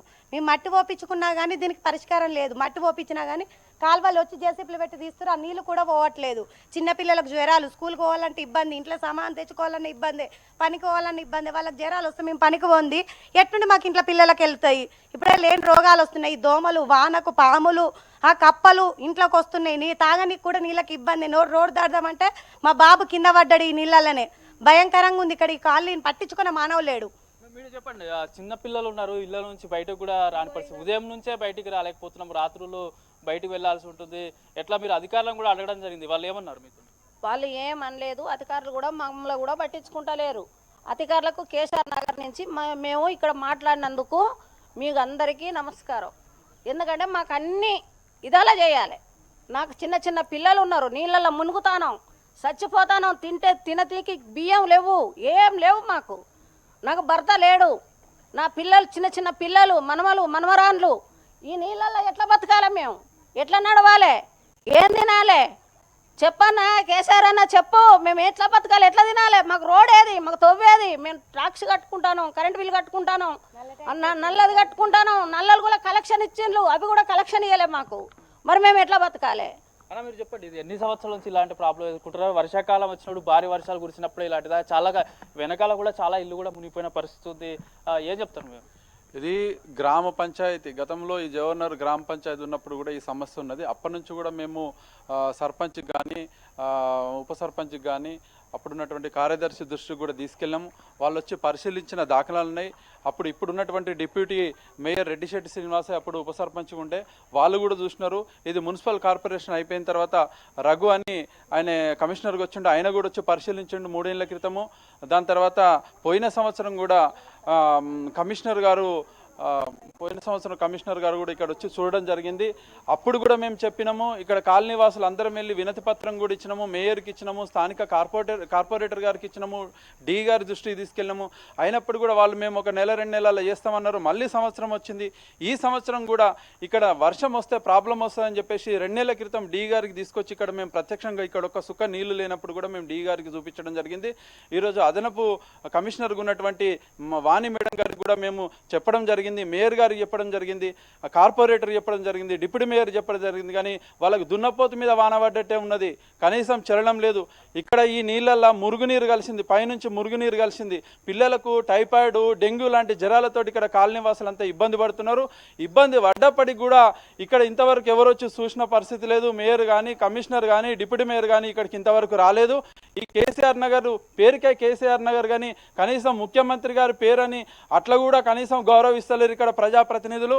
మేము ఇక్కడ కాలనీలో ఇక్కడ అంతా అభివృద్ధి కోసమే మేము ఉన్నామని చెప్పేసి ఈరోజు కార్పొరేటర్లు ఉన్న 4 కూడా టీఆర్ఎస్లకు వెళ్ళిరు, కానీ అభివృద్ధి మాత్రం ఇక్కడ శూన్యంగా కనిపిస్తుంది. ఇక్కడ మీరు చూస్తే వరకు నీళ్లు, నడుముల వరకు నీళ్లు, మురుగునీరు వచ్చింది, పాములు వచ్చినాయి, విష పురుగులు వచ్చినాయి, ఇల్లులు కూలుతాయని చెప్పేసి గోడలు నాని ఉన్నాయి. భయంతో బిక్కుమనుకుంటూ ప్రాణాల అరిచేతులు పెట్టుకొని బతికిర్రు. అధికారులకు ఫోన్ చేస్తే అధికారులు స్పందించరు, ఎవరు స్పందించరు. ఇక్కడ స్థానికంగా ఉన్న కాలనీ వాళ్ళకే గొడవలు పెట్టే పరిస్థితి తీసుకొస్తున్నారు. కానీ ఈరోజు ఇంజనీరింగ్ డిపార్ట్మెంట్ వాళ్ళు ఈ నీరు ఎటు తీయాలనేది కనీసం తెలుసుకోలేని దుస్థితిలో, ఈరోజు సమస్య పరిష్కరించలేని దీనస్థితిలో ఉన్నది. అసలు మున్సిపల్ ఆఫీసులో ఎవరైనా పనిచేస్తున్నారా లేదా కూడా మాకు అనుమానంగా ఉంది. దయచేసి ఇప్పటికైనా జిల్లా కలెక్టర్ గారు దీని మీద దృష్టి పెట్టాలి, ఆర్డీఓ గారు దృష్టి పెట్టాలి. ఈరోజు మంత్రి గారు ఇక్కడికి రావాలి. మంత్రి గారు చెప్తుంటారు ఇది మా గుండెకాయే, గవర్నర్ నా గుండెకాయ అంటారు. చూడండి మంత్రి గారు ఒకసారి మీ గుండెకాయ ఎట్లుందో చూడండి. నడుముల లోతు నీళ్ళల్లో మురుగునీరు కూడా కలిసి కాలనీ వాళ్ళు రోగాల బారిన పడుతున్నారు. ఏ ఇల్లు ఎప్పుడు కూలుతుందో తెలియకుంటుంది. ఒకసారి మంత్రి గారు మీరు వచ్చి ఇక్కడ పరిశీలించాలి, ఈ సమస్యను వెంటనే పరిశీలించాలని కోరుతున్నాం. ఇది జవహర్ నగర్ మున్సిపల్ పరిధిలో కేసీఆర్ నగర్, జయశంకర్ నగర్ కాలనీ పరిస్థితిలో వారు ప్రజలు కూడా తీవ్ర ఇబ్బందులు పడుతున్నారు. నిన్న ఉదయం నుంచి భారీ వర్షం కురవడం, ప్రతి సంవత్సరం ఇలాంటి పరిస్థితి ఉంది. ఇక్కడ అధికారులకు విన్నవించుకున్నారు, అయినా వీరి సమస్యకు పరిష్కారం లేదు. నాలాలు ఏర్పాటు చేయాల్సిన అవసరం ఉంది, రోడ్లు ఏర్పాటు చేయాల్సి ఉంది. పైనుంచి వస్తున్న నీరును అడ్డుకోవడం ద్వారా నీరు త్వరితగతిన కిందికి వెళ్తే వాళ్ళ సమస్యలు కూడా పరిష్కరించుకునే అవకాశం ఉంటుంది. Okay, bet news. గులాబ్ తుఫాన్ రాష్ట్రాన్ని వణికించింది. సోమవారం తెల్లవారుజాము నుంచి కురుస్తున్న కుండపోత వర్షాలతో ముంచెత్తింది. అధిక వర్షాలతో పలు ప్రాంతాల్లో కాలనీలు, రోడ్లు నీట మునిగి ప్రజలు ఇబ్బందులు పడ్డారు. వాగులు, వంకలు పొంగి పొర్లాయి, చెరువులు నిండిపోయాయి. అత్యధికంగా రాజన్న సిరిసిల్ల జిల్లా మరిగడ్డలో 18.2 సెంటీమీటర్ల వర్షపాతం నమోదైంది. లోతట్టు ప్రాంతాలు జలమయమయ్యాయి. వర్షాల నేపథ్యంలో ఢిల్లీ పర్యటనలో ఉన్న సీఎం కేసీఆర్ టెలికాన్ఫరెన్స్లో అధికారులతో సమీక్షించారు. ముఖ్యమంత్రి అలాగే ఆదేశాలతో ఇవాళ విద్యా సంస్థలు, ప్రైవేటు, ప్రభుత్వ కార్యాలయాలకు సెలవులు ప్రకటించారు. అప్రమత్తమైన అధికార యంత్రాంగం కంట్రోల్ రూమ్లను ఏర్పాటు చేసి సహాయక చర్యలను ముమ్మరం చేసింది. మరింత సమాచారం మా ప్రతినిధి నాగరాజ్ అందిస్తారు. నాగరాజ్, ఇటు గులాబ్ తుఫాన్ ప్రభావంతో నిన్న ఉదయం నుంచి హైదరాబాద్తో పాటు తెలంగాణ వ్యాప్తంగా భారీ వర్షాలు కురుస్తున్నాయి. ప్రస్తుతం మనము జవహర్ నగర్ మున్సిపల్ కార్పొరేషన్కి సంబంధించిన బీజేఆర్ నగర్లో ఉన్నాము. ఒకసారి ఇళ్లలో నుంచే భారీ వరద కూడా వెళ్తుంది. చిన్న పిల్లలున్న చాలా తీవ్ర ఇబ్బందులు కూడా గురవుతారు సామాన్యులు కూడా. నిన్న ఉదయం నుంచి భారీ వర్షం కొడుతుండడం, రాత్రి ఇళ్లలో కూడా నీరు వచ్చాయని కూడా చెప్తున్నారు. ఇక్కడ స్థానిక మేయర్ ఉన్నారు, మేయర్ను గారిని అడిగి తెలుసుకుందాం. మేడం చెప్పండి, ఇది పైనుంచి వాటర్ వస్తున్నాయని చెప్తున్నారు. చాలా సంవత్సరాలుగా ఇలాంటి పరిస్థితి ఉందని కూడా వారు ఇక్కడ స్థానికులు కూడా చెప్తున్నారు. ఏంది శాశ్వత పరిష్కారం ఏంటి? యాక్చువల్లీ ఇప్పుడు మన Telangana government strong water drain కోసము లోపల ఉన్న యూఎల్బీస్కి, యూఆర్ఆర్ లోపల ఉన్న యూఎల్బీస్కి ఫండ్స్ శాంక్షన్ చేయడం జరిగింది. సో జవహర్ నగర్ని ఫస్ట్ ఫేజ్లో పెట్టమని మేము రీసెంట్గా కూడా లెటర్ ఇచ్చాము. దానికి అనుకూలంగా స్పందించి వాళ్ళు కూడా స్ట్రాంగ్ వాటర్ డ్రైన్ సర్వే చేయడానికి మనుషులను పంపించారు. దీన్ని అతి త్వరలోనే పరిష్కరిస్తాము, ఒక ప్రాపర్ ప్లాన్ తోటి యూజీడీ వేయాలనేది మా ఉద్దేశం ఉంది. మీరు ఇదే ప్లేస్లో ఉన్నారు, ఒకసారి మనం కూడా చూడొచ్చు ఎంత ఫ్లోట్ ఎక్కువగా ఉంది. చిన్నపిల్లలు గతంలో కూడా చాలామంది ఇక్కడ చిన్న పిల్లలు కూడా చనిపోయిన పరిస్థితి. అంటే పనులు పూర్తయ్యేంత వరకు ఏదో ఒక పరిష్కారం అని చూపాలి కదా. అంటే ఎంతోమంది చాలా ఇబ్బందులు పడుతున్నారు, మనమే నడవలేకపోతున్నాము. వాళ్ళు రాత్రులు పాములు కూడా వస్తున్నాయని చెప్తున్నారు, రోగాల బారిన పడుతున్నారు. అలాంటి ఏదైనా శాశ్వత పరిష్కారం చూపే లోపు కొన్ని సమస్యలు శాశ్వతంగా చేసే పరిష్కారం అది ఎప్పటికప్పుడు చేస్తున్నాం. ఇప్పుడు చూసుకున్నట్లయితే మా డిప్యూటీ మేయర్ నిన్నటి నుంచి ఇక్కడే ఉన్నారు, ఏదో ఒక వర్క్ చేసుకుంటూ. ఇప్పుడు కూడా జేసీబీ తీసుకొచ్చి ట్రెంచ్ కొట్టడం కానీ ఇంకేదైనా ప్రాబ్లం ఉంటే మట్టి వేయడం మాకు చేతనైనంత వరకు మేము చేస్తున్నాం. కానీ దీన్ని ఫర్దర్గా రాకుండా చూసుకోవడం మా బాధ్యత కాబట్టి దానికోసం మేము ప్రయత్నిస్తున్నాం. పైన ఉన్నటువంటి కాలనీల మురుగు నీళ్లు వాళ్ళు వాడిన వాటరే ఇక్కడికి వస్తున్నాయని చెప్తున్నారు. నాలాలుగా మరొక కాలనీలోకి పంపే బదులు వేరే ఇతర మార్గాలు కూడా పంపే అవకాశం ఉంటుంది. అదే దానికోసమే కదా స్ట్రాంగ్ వాటర్ డ్రైన్ అనేది సర్వే చేయడం, ఎక్కడి నుంచి అయితే ఫ్లో ఈజీగా వెళ్ళిపోతుంది అనేది సర్వే చేయడమే దానికోసం. సో ఆ సర్వే చేసే వరకు ఆగుదాం అనే ఉద్దేశంతో ఇలా ఉండడం జరిగింది. ఇక్కడ స్థానిక అధికారులు ఉన్నారు. సరే, ఎట్లా ఉండబోతుంది మొత్తం మీద తీవ్ర ఇబ్బందులు పడుతున్నాయి. ఇది కొత్తగా వస్తున్నది కాదు, గత చాలా సంవత్సరాలుగా ఇలాంటి పరిస్థితి ఉంది. ముందున్న ఇల్లు కాలనీలు కూడా ఇళ్లలో ఖాళీ చేసి వాళ్ళు వెళ్ళారు. వారు కూడా మీతో చాలాసార్లు కూడా చెప్పిన పరిస్థితి ఉంది. ఎట్లా శాశ్వత పరిష్కారం ఎట్లా చూపబోతున్నారు? ఇది బ్రదర్ ఇంతకుముందు ఇది గ్రామ పంచాయతీ ఉండే, నిధులు లేకపోకుండే. ఇది ఏంటంటే లోతట్టు ప్రాంతం, చెరువు ఫుల్ అయితే కానీ ఇక్కడ వాటర్ వచ్చేస్తుంది. ఎందుకంటే ఇప్పుడు వంపేటు ఉంటే వరదట్టు పోతున్నట్టు చెరువు నిండిన చిన్నాపురం చెరువు కాడ నిండిన వాటర్ అంతా ఈ కాలనీల గుండా రావడం జరుగుతుంది. లాస్ట్ టైం మేము రావడం జరిగింది. ఇదొక ప్రోగ్రామ్ చేయాలంటే కొన్ని కోట్ల రూపాయలు అవసరం కాబట్టి మంత్రి గారి దృష్టికి, మేయర్ గారి దృష్టికి తీసుకెళ్తే మేము అందరం తీసుకెళ్ళి చెప్పడం జరిగింది. మాది ఆల్రెడీ స్టామ్ వాటర్లో లేకున్నా కానీ లాస్ట్ టైం పెట్టించి దీన్ని ఫస్ట్ పేజ్లో చేయమని సార్ చెప్పడం జరిగింది. ఎందుకంటే కొన్ని కోట్ల రూపాయలు అయితే దీనికోసం చెప్పడం జరిగింది. అది కూడా వచ్చిర్రు, సర్వే కూడా జరిగింది. కాబట్టి నెక్స్ట్ ఇయర్ అంటే మీదికెళ్ళి వాటర్ అయితే వెళ్తుంది కానీ ఇట్లా ప్రాబ్లం లేకుండా మట్టుకు, ఎందుకంటే వంపు ఉంది కాబట్టి ఇది చెరువులో నిండిన నీళ్ళు ఏదో విధంగా వెళ్ళాలి కాబట్టి వెళ్తుంది. కాబట్టి అదేవిధంగా మురిగి నీరు గురించి కూడా మేయర్ గారితో మాట్లాడడం జరిగింది. ఆల్రెడీ 15 lakhs మాకు శాంక్షన్ అయినాయి ఇక్కడ, కానీ 15 లక్షలతో వర్క్ కాదు కాబట్టి టోటల్ వర్క్ చేయాలంటే 30 lakhs కావాలి. కాబట్టి ఆ వర్క్ కోసం ఇప్పుడు చెప్పడం జరిగింది. మేయర్ గారు కూడా ఇప్పుడే స్పందించి దీన్ని చేస్తా అని చెప్పడం జరిగింది. కాబట్టి మురికి నీరు లేకుండా వర్షం వచ్చినప్పుడు వరద నీరే వెళ్తుంది. కాబట్టి నెక్స్ట్ టైం ఈ మురికి నీరు ఉండదు, స్టామ్ వాటర్ అది కూడా సిస్టమ్ వస్తుంది. కాబట్టి అది వచ్చినాక ఈ ప్రాబ్లం 100% సాల్వ్ అవుతుంది. జవహర్ నగర్ మున్సిపల్ కార్పొరేషన్ పరిధిలో కేసీఆర్ నగర్, జయశంకర్ నగర్ కూడా ఉన్నాయి. అక్కడ కూడా చాలా నెలలుగా ఇలాంటి పరిస్థితి ఉందని చెప్తున్నారు. చిన్న చిన్న పిల్లలు ఉన్నారు అక్కడ. అలా ఇక్కడ ప్రణాళిక ద్వారా ముందుకు వెళ్తుంది. అయితే మీరు చెప్పినట్టుగా ఇది ఒక 700-800 ఎకరాలలో విస్తరించింది. ఇది ఇంతకుముందు పంచాయతీ ఉన్నప్పుడు అరకొర నిధులు అంటే సంవత్సరానికి 4 నుంచి 5 కోట్లు అంటే వాళ్ళ జనరల్ ఫండ్స్ ఏదంటే జనరల్గా వాడుకునే దానికే సరిపోలేదు. ఇప్పుడు దీని అంతా గుర్తించి జనాభా ప్రాతిపదికన 2 కోట్ల చిల్లర ఉన్నారు. కాబట్టి దీన్ని ఒక మున్సిపల్ చేశారు. కాబట్టి దీనికి సపరేట్ నిధులు ఇస్తారు. దీనికి 56 కోట్ల రూపాయల నిధులు మొన్న ఇచ్చిండు, వర్క్ స్టార్ట్ అయినాయి ఇప్పుడు జవహర్నగర్లో. ఈ వాటర్స్ గురించి కూడా సపరేట్ నిధులు తెస్తుంది. కాబట్టి రానున్న రోజులలో ఇలాంటి ఒక 1-2 yearsలో ఇలాంటి ప్రాబ్లం ఉండదు. ఎందుకంటే విస్తరించింది. మీరు జవహర్నగర్ చూసినట్టయితే 800-900 ఎకరాలలో విస్తరించింది. ఇది ఒక చిన్న విలేజ్ కాదు, చిన్న గ్రామం కాదు, ఎక్కడెక్కడ వేసుకుంటూ పోదు. కాబట్టి లోతట్టు ఎటుంటే అక్కడికి వెళ్ళి ఇప్పుడు అక్కడ 4 కాలనీలు ఉన్నాయి. మీరు అన్నట్టు కేసీఆర్ నగర్లో మీదున్న డెంటల్ కాలేజ్ కాడికి వెళ్ళి ఆ విధంగా అక్కడ రావడం జరుగుతుంది. అక్కడికి వెళ్ళి కూడా మీకు తీసేసినట్టయితే డంపింగ్ యార్డ్ చిన్నాపురం మన అంబేద్కర్ నగర్ చెరువులకు వెళ్ళి డైరెక్ట్ లైన్ వేసి దమ్మాయి కూడా చెరువు కల్పనకి కూడా అక్కడ ఒక ప్రణాళిక చేయడం జరిగింది. అది కూడా రానున్న రోజుల్లో అది కూడా ప్రాబ్లం క్లియర్ అవుతుంది. ఏంది మేడం, ఇక్కడే ఉన్నారు, మేయర్ గారు కూడా ఉన్నారు. మీరు ఎప్పటి నుంచో సంవత్సరాల తరబడి కూడా ఈ ప్రాబ్లం ఎదుర్కొంటున్నారు చెప్తున్నారు. అసలు ఎలాంటి సమస్య పడుతుంది? ఇక్కడ వర్షం వచ్చినప్పుడు ఇంకుడు గింతలన్నీ నిండిపోతాయండి. ఇంకుడు గుంతలన్నీ నిండిపోయి డ్రైనేజ్ వాటర్ అంతా ఇళ్లలోకి వచ్చేస్తుంది. తర్వాత వాటర్ సంపులు కూడా నిండిపోతున్నాయి అన్నమాట. తాగటానికైనా కానీ మరి డ్రైనేజ్ అయినా కానీ చాలా ఇబ్బందిగా ఉంటుంది. వర్షపు నీరు అంటే ఓకే, అవి వెళ్ళిపోతాయి వంపు ఎటువంటి అటు, కానీ డ్రైనేజ్ నీళ్ళు అయితే చాలా ఇబ్బందిగా ఉంది. తర్వాత తేళ్ళు, పాములు ఇవన్నీ చాలా వస్తున్నాయి. చిన్నపిల్లలు పడిపోతున్నారు దాంట్లో. లాస్ట్ టైము ఒక ముస్లిం పాప చనిపోయింది, అది కూడా దృష్టికి తీసుకొచ్చాము. మా మేయర్ గారు, డిప్యూటీ మేయర్ గారు చేస్తామన్న లాస్ట్ ఇయర్ వచ్చారు, చూశారు. బడ్జెట్ ఫండ్ రిలీజ్ కాలేదు. కాబట్టి దయచేసి మమ్మల్ని గుర్తించి ఇది మాటికి రిపీట్ కాకుండా ఇది ఎట్టి పరిస్థితుల్లో బడ్జెట్ అనేది రిలీజ్ అయితే మాకు చాలా సంతోషంగా ఉంటుంది. ఇళ్ళన్నీ శిథిలావస్థలో ఉన్నాయి. భయం వేస్తుంది ఇళ్లలో ఉండాలంటే కూడా. వర్షం వచ్చినప్పుడు ఎక్కడ కూలి మీద పడతాయో తెలియదు, ప్రాణ నష్టం అని కూడా భయం అనిపిస్తుంది. మెయిన్ ఏంటంటే మాకు అండర్లైన్ డ్రైనేజ్ వేసేసి పైన సీసీ రోడ్ వేస్తే ప్రతి సంవత్సరం నీళ్ళకి మట్టి కొట్టుకుపోతుంది. మళ్ళీ వేస్తున్నారు, ప్రభుత్వం తీసుకొచ్చి వేస్తున్నారు. మేము అడిగినప్పుడల్లా మాకు డిప్యూటీ మేయర్ గారు మట్టి పంపిస్తున్నారు.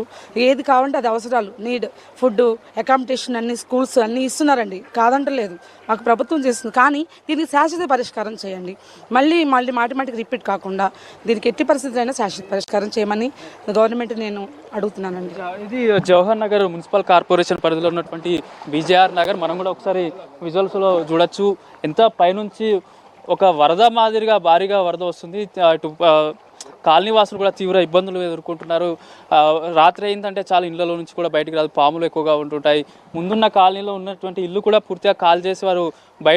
మేడ్చల్ జిల్లా జవహర్ నగర్ మున్సిపల్ కార్పొరేషన్ పరిధిలోని కూరగాయల మార్కెట్లో ఆందోళనకు దిగారు దుకాణదారులు. మార్కెట్ కమిటీ మాజీ చైర్మన్ సునీతా లక్ష్మి తన పదవీ కాలం ముగిసిన దుకాణాలను అమ్ముతున్నారని ఆరోపిస్తున్నారు. సునీతా లక్ష్మి డబ్బులు వసూలు చేస్తుందని దుకాణదారులు ఆందోళనకు దిగారు. ఇదేంటని ప్రశ్నిస్తే తన మనుషులతో దాడులు చేయిస్తుందని విమర్శించారు. ప్రభుత్వం తమకు న్యాయం చేయాలని డిమాండ్ చేశారు దుకాణదారులు.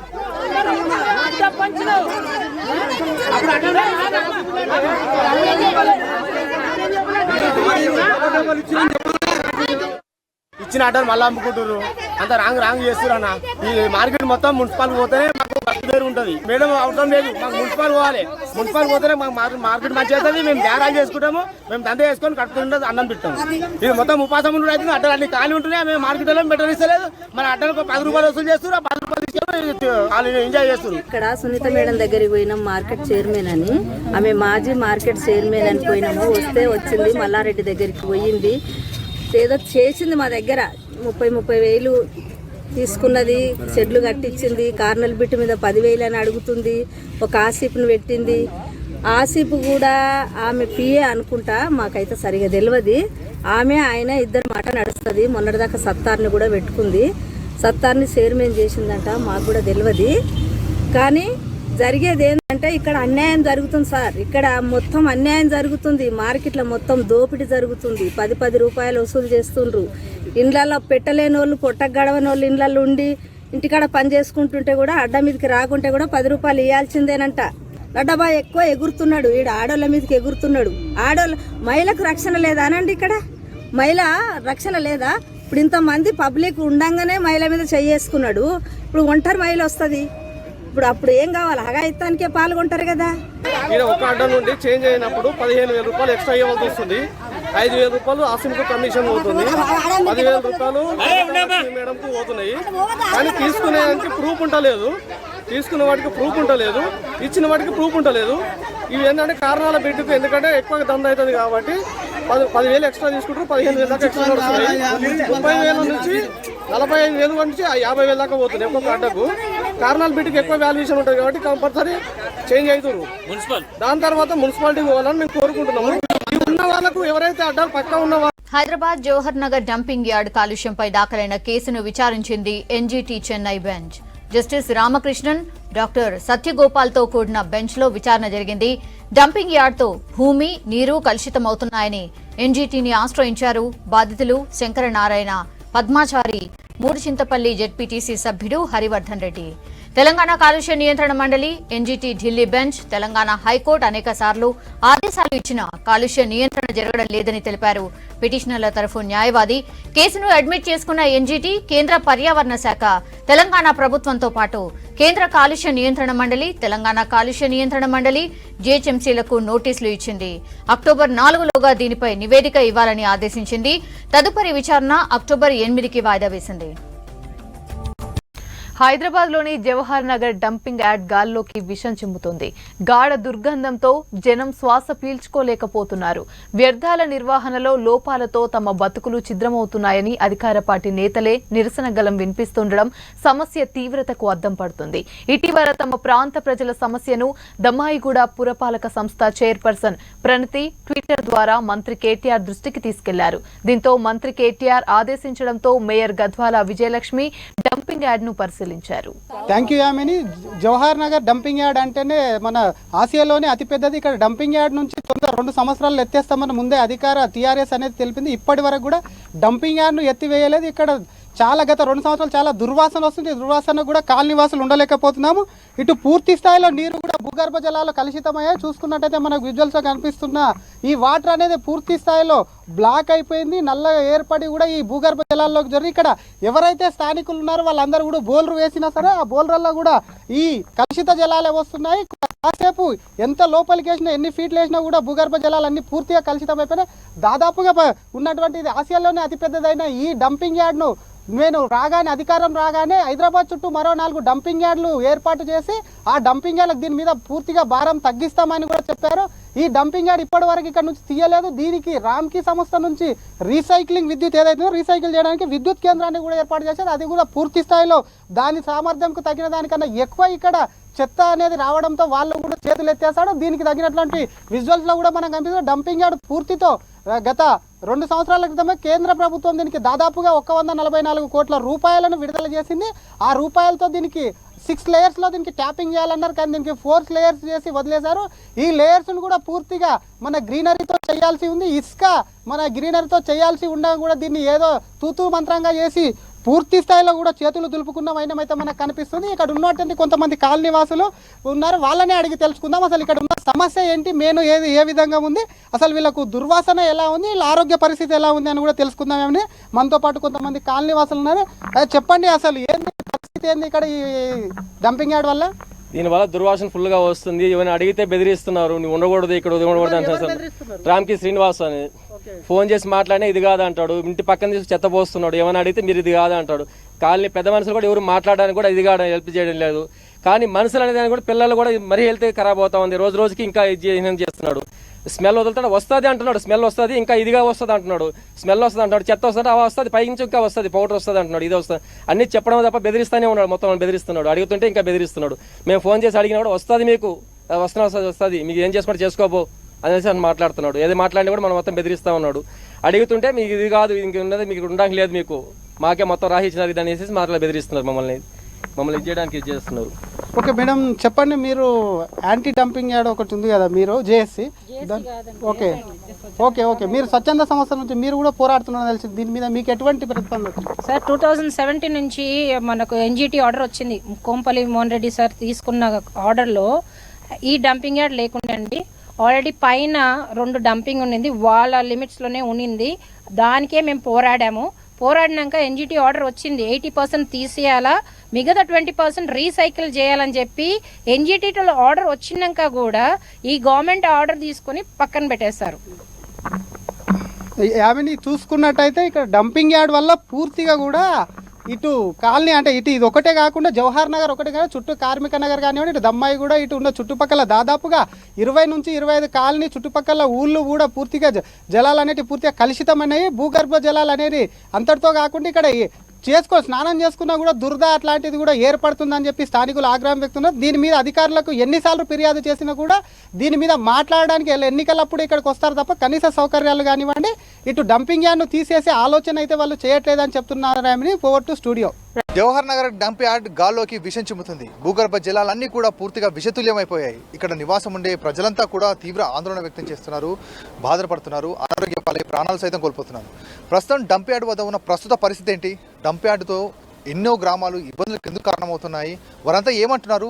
ప్రస్తుతం అక్కడ పరిస్థితులు ఏంటనే విషయాలు ఇప్పుడు హెచ్ఎంటీవీ గ్రౌండ్ రిపోర్ట్లో ఒకసారి చూద్దాం.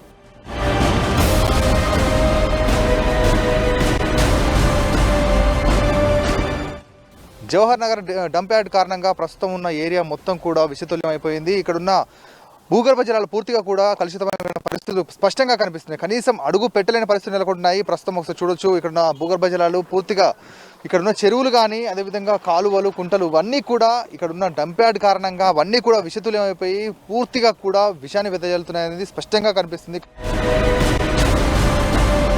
పూర్తి స్థాయిలో కూడా మనం చూడొచ్చు, ఎంత స్పష్టంగా కనిపిస్తుంది. బ్లాక్ నల్లగా కనీసం ఎక్కడ చూసినా కూడా పూర్తి స్థాయిలో కూడా విషయాన్ని తలపిస్తున్న తీరైతే మనకు స్పష్టంగా కనిపిస్తుంది. ఇలాంటి ఏరియా గుండా వెళ్ళాలంటే దాదాపు కొన్ని గ్రామాల వాళ్ళు కూడా ఇక్కడ అంతా చాలామంది పెద్ద ఎత్తున కూడా నివాసం ఉంటున్న, లక్షల మంది కూడా నివాసం ఉంటున్న పరిస్థితులు ఉన్నాయి. ఇక వర్షం పడినా అర్ధరాత్రి అయినా సరే ఖచ్చితంగా ఇక్కడ నుంచి వచ్చే వాసన, ఘాటైన వాసనతో కనీసం ఊపిరి పీల్చోలేక ఇబ్బందులు పడుతున్నారు. ఆసుపత్రుల పాలవుతున్న పరిస్థితులు రెగ్యులర్గా జరుగుతున్నాయి. కనీసం ఎవరు కూడా ఇక్కడ ఈ ప్రాంతాన్ని కానీ పరిశీలించడం కానీ ఏమీ జరగట్లేదు అనేది ఇక్కడ కొన్నేళ్లుగా కూడా ఇదే పరిస్థితి కొనసాగుతుంది. ఇక్కడ మనతో మాట్లాడడానికి స్థానికులు కూడా ఉన్నారు, వాళ్ళని అడిగి తెలుసుకునే ప్రయత్నం చేద్దాం. అసలు ఏంటి ఇక్కడ సమస్య అనేది? సార్ చెప్పండి, అసలు ప్రధాన సమస్య ఏంటి? ఎందుకని ఇంత దారుణమైన, కనీసం మనం నిమిషం కూడా నిలబడలేని పరిస్థితి? ఇలాంటి పరిస్థితులు ఎలా నెలకొంటున్నారు? ఇక్కడ ఎలా నివాసం ఉంటున్నారు? అసలు మాకు యాక్చువల్ ఇది ఇప్పుడు కాదు, కొత్తగా దాదాపు 97, 98 నుంచి వెళ్ళి ఈ డంపింగ్ యార్డు స్థాపించి ఇక్కడ పెట్టిర్రు. అప్పటి నుంచి ఇప్పుడు 2021 వరకు ఈ నరక యాత్ర అనుభవిస్తున్నాం మేము. ఒక్క వర్షం పడితే, ఒక్క చినుకు పడితే చాలు గబ్బు మరి స్మెల్ వస్తుంది. ఇప్పటిదాకా వాంతి కూడా చేసుకోవడం జరిగింది. ఇది చాలా ఘోరం అంటే ఘోరం. ఆ నీళ్ళలో పోయి కనీసం చూడడానికి కూడా కాలు ఇట్లా చేయి పెడితే కూడా, ఏలు పెడితే కూడా కాలిపోతుంది సార్. మీరు ఒకసారి చెక్ చేయండి, చూడండి చాలా ఘోరం. ఆ మొత్తం పొల్యూట్ అయిపోయి వాటర్ కింద మా కాలనీలో పక్కకే ఆర్జికే కాలనీ కూడా ఉంది. ఇక్కడ ఎంతో మంది వేల జనాభా నిలబడుతున్నారు. మరి అదేవిధంగా ఇక్కడ మన పక్కనే కార్మిక నగర్ కాలనీ కూడా ఉంది. ఇంతమంది 1 లక్షల మంది జనాభా, అంటే చుట్టుపక్కల ఒక 10 కిలోమీటర్ల దూరం లోపల ఈ డ్రైనేజ్ వాటర్ మొత్తం ఇక్కడ ఇదే పక్కన చెరువు ఉంది. ఈ చెరువు మొత్తం పెట్టేసి ఆ కిందికెళ్ళి గ్రౌండ్ వాటర్ అంతా ఇళ్ళలోకి వెళ్ళిపోయి వాటర్ వస్తుంటే మన కరోనా టైంలో కూడా ఆక్సిజన్ అందక కొంతమంది ఎంతోమంది జనాలు చనిపోతుంటే మాకు పరిస్థితి ఇక్కడ ఆక్సిజన్ కాదు, ఫస్ట్ మాకు ఇక్కడ చెట్ల నుంచి వచ్చే ఆక్సిజనే లేదు. ఈ డంపింగ్ యార్డ్స్ స్మెల్తోని దాదాపు ఒక మంచి మా కుటుంబ వ్యక్తులనే మేము కోల్పోయిన పరిస్థితి ఇక్కడ ఏర్పడ్డది. మరి డంపింగ్ యార్డ్ పరిస్థితి ఎప్పుడు దీనికి మరి ఎవరు వస్తారు, దీన్ని ఏం చేస్తారో ఇంతవరకు దీనికి ఒక్కడు కూడా దీన్ని పట్టించుకునే నాదులు లేడు. మరి అప్పుడు ఎలక్షన్లప్పుడు కేటీఆర్ గారు వచ్చిండు, ఎంపీ ఎలక్షన్లప్పుడు 2.5 సంవత్సరాలు అవుతుంది, 2 నెలల పరిష్కారం చేస్తా అని చెప్పిండు, కానీ ఇంతవరకు రాలేదు. ఇప్పుడు ఈ మధ్య కాలంలో నా అభిప్రాయం ఏంటంటే, నేను ఇక్కడ ఇల్లు అమ్ముకొని అటు నాగారం వైపు కానీ ఇంకేటన్నా దూరం వెళ్ళిపోయి ఆ ఏరియాలో కొనుక్కుందామనే ఆలోచనకు వచ్చాను సార్. ఈరోజు నిజంగా చెప్పాలంటే కోట్ల రూపాయల ఆస్తులు చేసే ఈ ల్యాండ్స్ అన్నీ కూడా ఎవరు కొనలేక, నిజంగా చెప్తున్నా సార్, వట్టికి ఇస్తారన్నా కొనే పరిస్థితి లేని పరిస్థితి వస్తుంది సార్. ఈరోజు చాలా దారుణంగా ఈ కంపు వాసనకు పొద్దున మార్నింగ్ 5 గంటలకు లేచి వాకింగ్ కూడా చేయలేని పరిస్థితి సార్ మా కాలనీలలో. మేము ఈ పరిస్థితి ఎలా ఉందంటే ఈవినింగ్ 5 గంటలకు మేము ఆఫీస్ నుండి వస్తే తలుపులు పెట్టుకొని ఇంట్లోనే ఉండాలి, బయటకు వచ్చే పరిస్థితి లేదు. దోమలతోటి సస్తున్నాము. కంపు వాసన సార్, ఈ వాసనకు భరించలేని వాసన.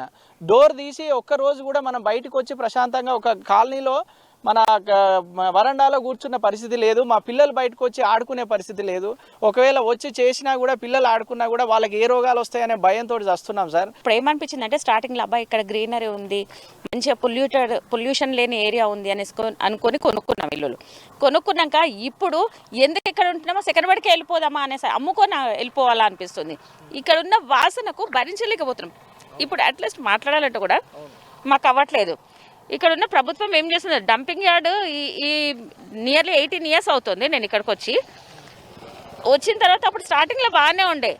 ఇప్పుడు ఈ పొల్యూషన్ వల్ల చూడండి మీరు, అందులో చెట్లు ఎట్లా చచ్చిపోతున్నాయి అంటే అటువంటి పెద్ద పెద్ద ఈత చెట్లు, తాటి చెట్లే చచ్చిపోతున్న పరిస్థితి ఉంది. ఒకవేళ మనిషి కనుక పడితే వెంటనే కాలిపోయి చనిపోతాడు. అయితే ఈ భూగర్భ జలాలను మొత్తం పొల్యూట్ చేసి ఇంకా ఇక్కడ నుండి డంపింగ్ యార్డ్ మాకు అక్కడ ఆర్జీకే నుండి అట్లా అని ఈ కాల్వ అటు సైడ్ పంపిస్తానంటున్నారు, దమ్మాయి కూడా చెరువులకు పంపిస్తా అంటున్నారు. ఇక్కడున్న పరిస్థితి చూస్తే దీనికంటే ఘోరంగా అక్కడ అవుతుంది. ఇప్పుడు మనుషులు అసలు బ్రతకల్లా చావల్లా అర్థమవుతలేదు మాకు.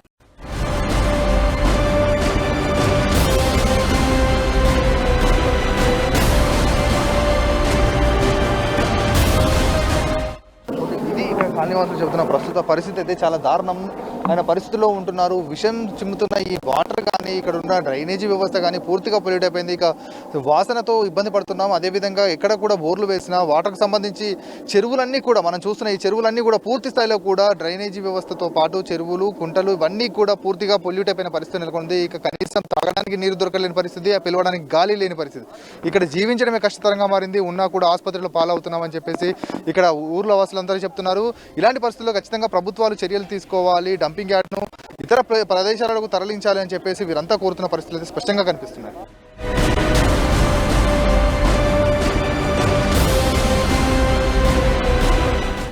డంపింగ్ యార్డ్ పరిసర ప్రాంతాల గ్రామాలలో మనం ప్రస్తుతం ఉన్నాం. ఆ గ్రామాలలో ప్రస్తుత పరిస్థితి, ఆ డంపింగ్ యార్డ్ కారణంగా వీళ్ళు ఎలాంటి ఇబ్బందులు పడుతున్నారనే విషయాలు వాళ్ళు స్పష్టంగా చెప్తున్నారు. చాలా నరకం అనుభవిస్తున్నాం, పిల్లలతో రోగాల బారిన పడుతున్నామని చెప్తున్నారు. ఇక్కడ చూసుకోవచ్చు మనం ప్రస్తుతం ఈ కార్మిక నగర్లో ఉన్న ప్రస్తుత పరిస్థితి చూడవచ్చు. దాదాపు డంపింగ్ యార్డ్ మనకు కనిపిస్తుంది ఇక్కడ నుంచి చూస్తే. ఆ డంపింగ్ యార్డ్ సమీప గ్రామాలు ఇవన్నీ. వాళ్ళంతా కూడా తీవ్ర ఇబ్బందులు పడుతున్నారు. ఇక్కడ ఉన్న వాళ్ళంతా కూడా నిద్రలు పోని పరిస్థితులు నెలకొన్నాయి. ఇక వర్షం పడిందంటే అక్కడ నుంచి డంపింగ్ యార్డ్ నుంచి వచ్చే వ్యర్థాలు, ఆ దుర్వాసన అదంతా కూడా ఇళ్లలోకి చేరుతుందని చెప్పేసి వ్యక్తం చేస్తున్న పరిస్థితులు అయితే నెలకొంటున్నాయి. వారంతా కూడా తీవ్ర ఇబ్బందులు పడుతున్నారు. మనం వాళ్ళని అడిగి తెలుసుకునే ప్రయత్నం చేద్దాం. చెప్పండి అమ్మా, అసలు ఎప్పటి నుంచి ఇక్కడ ఉంటున్నారు, ఏంటి ఆ డంపింగ్ యార్డ్ వల్ల ఎలాంటి ఇబ్బందులు పడుతున్నారు? 10 సంవత్సరాలు అయిందండి ఉండబట్టి. ఇక్కడ జ్వరాలు, వాంతులు, బేదులు, కాళ్ళు నొప్పులు, చక్కెర వచ్చి గిడినెస్ వచ్చి పడిపోతుండ్రు. ఇవన్నీ దద్దులు మనిషి కూడా బ్లాక్ బొగ్గులాగా అయిపోతున్నారు. కలర్ కూడా చేంజ్ అయిపోతుంది మనుషులది. ఇంత బాధ ఉంది ఈడ. మళ్ళీ ఎవరు పట్టించుకోరు. మళ్ళీ రాత్రి కాగానే ఒకటే సప్పుడు, అది దాంది. ఇంకేం చేయాలి బేట? మాకు ఇక ఇవన్నీ కురుపులు వచ్చేస్తున్నాయి కాళ్ళకి, చేతులకి. ఇక్కడ ఈ వర్షానికి, వాసనకి ఈ రోడ్లు బాగాలేవు. మాకు ఇదంతా వాన వచ్చిందంటే ఇదంతా వర్షం వచ్చేసి నీళ్లు, మురికి నీళ్లు వచ్చేస్తాయి. మాకు తాగే నీళ్ళల్లో కూడా కలుషమే. ఇప్పుడు ఈ ఫిల్టర్ వాటర్లలో కూడా మాకు తలనొప్పి ఇవన్నీ వచ్చేస్తున్నాయి. ఆరోగ్యం పాడైపోతుంది, జ్వరాలు వస్తున్నాయి, తలనొప్పి, కాళ్ళ నొప్పులు, ఎక్కడ లేని రోగాలు వస్తున్నాయి.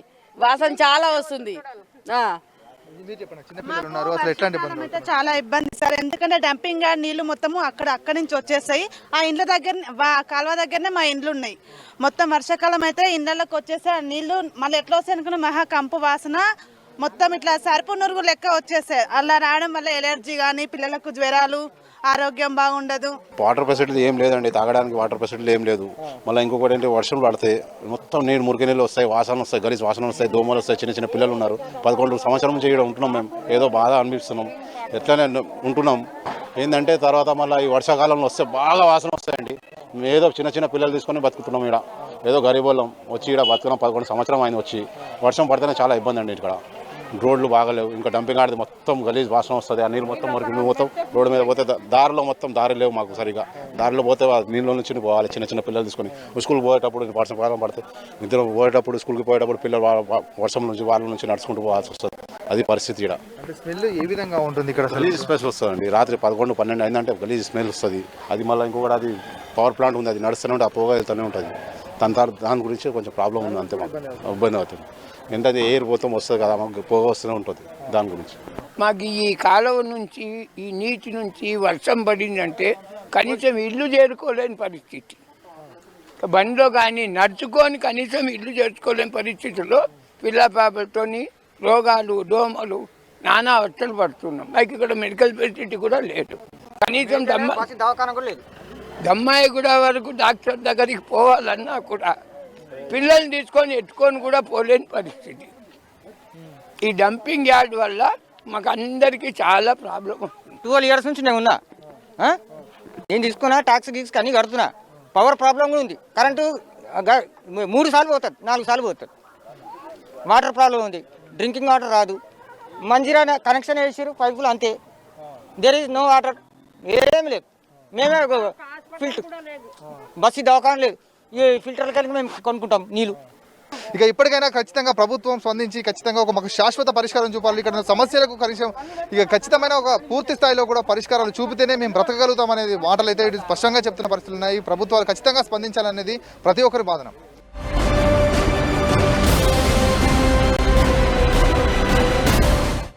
చూశారు కదా డంపింగ్ యార్డ్ ప్రస్తుత పరిస్థితి.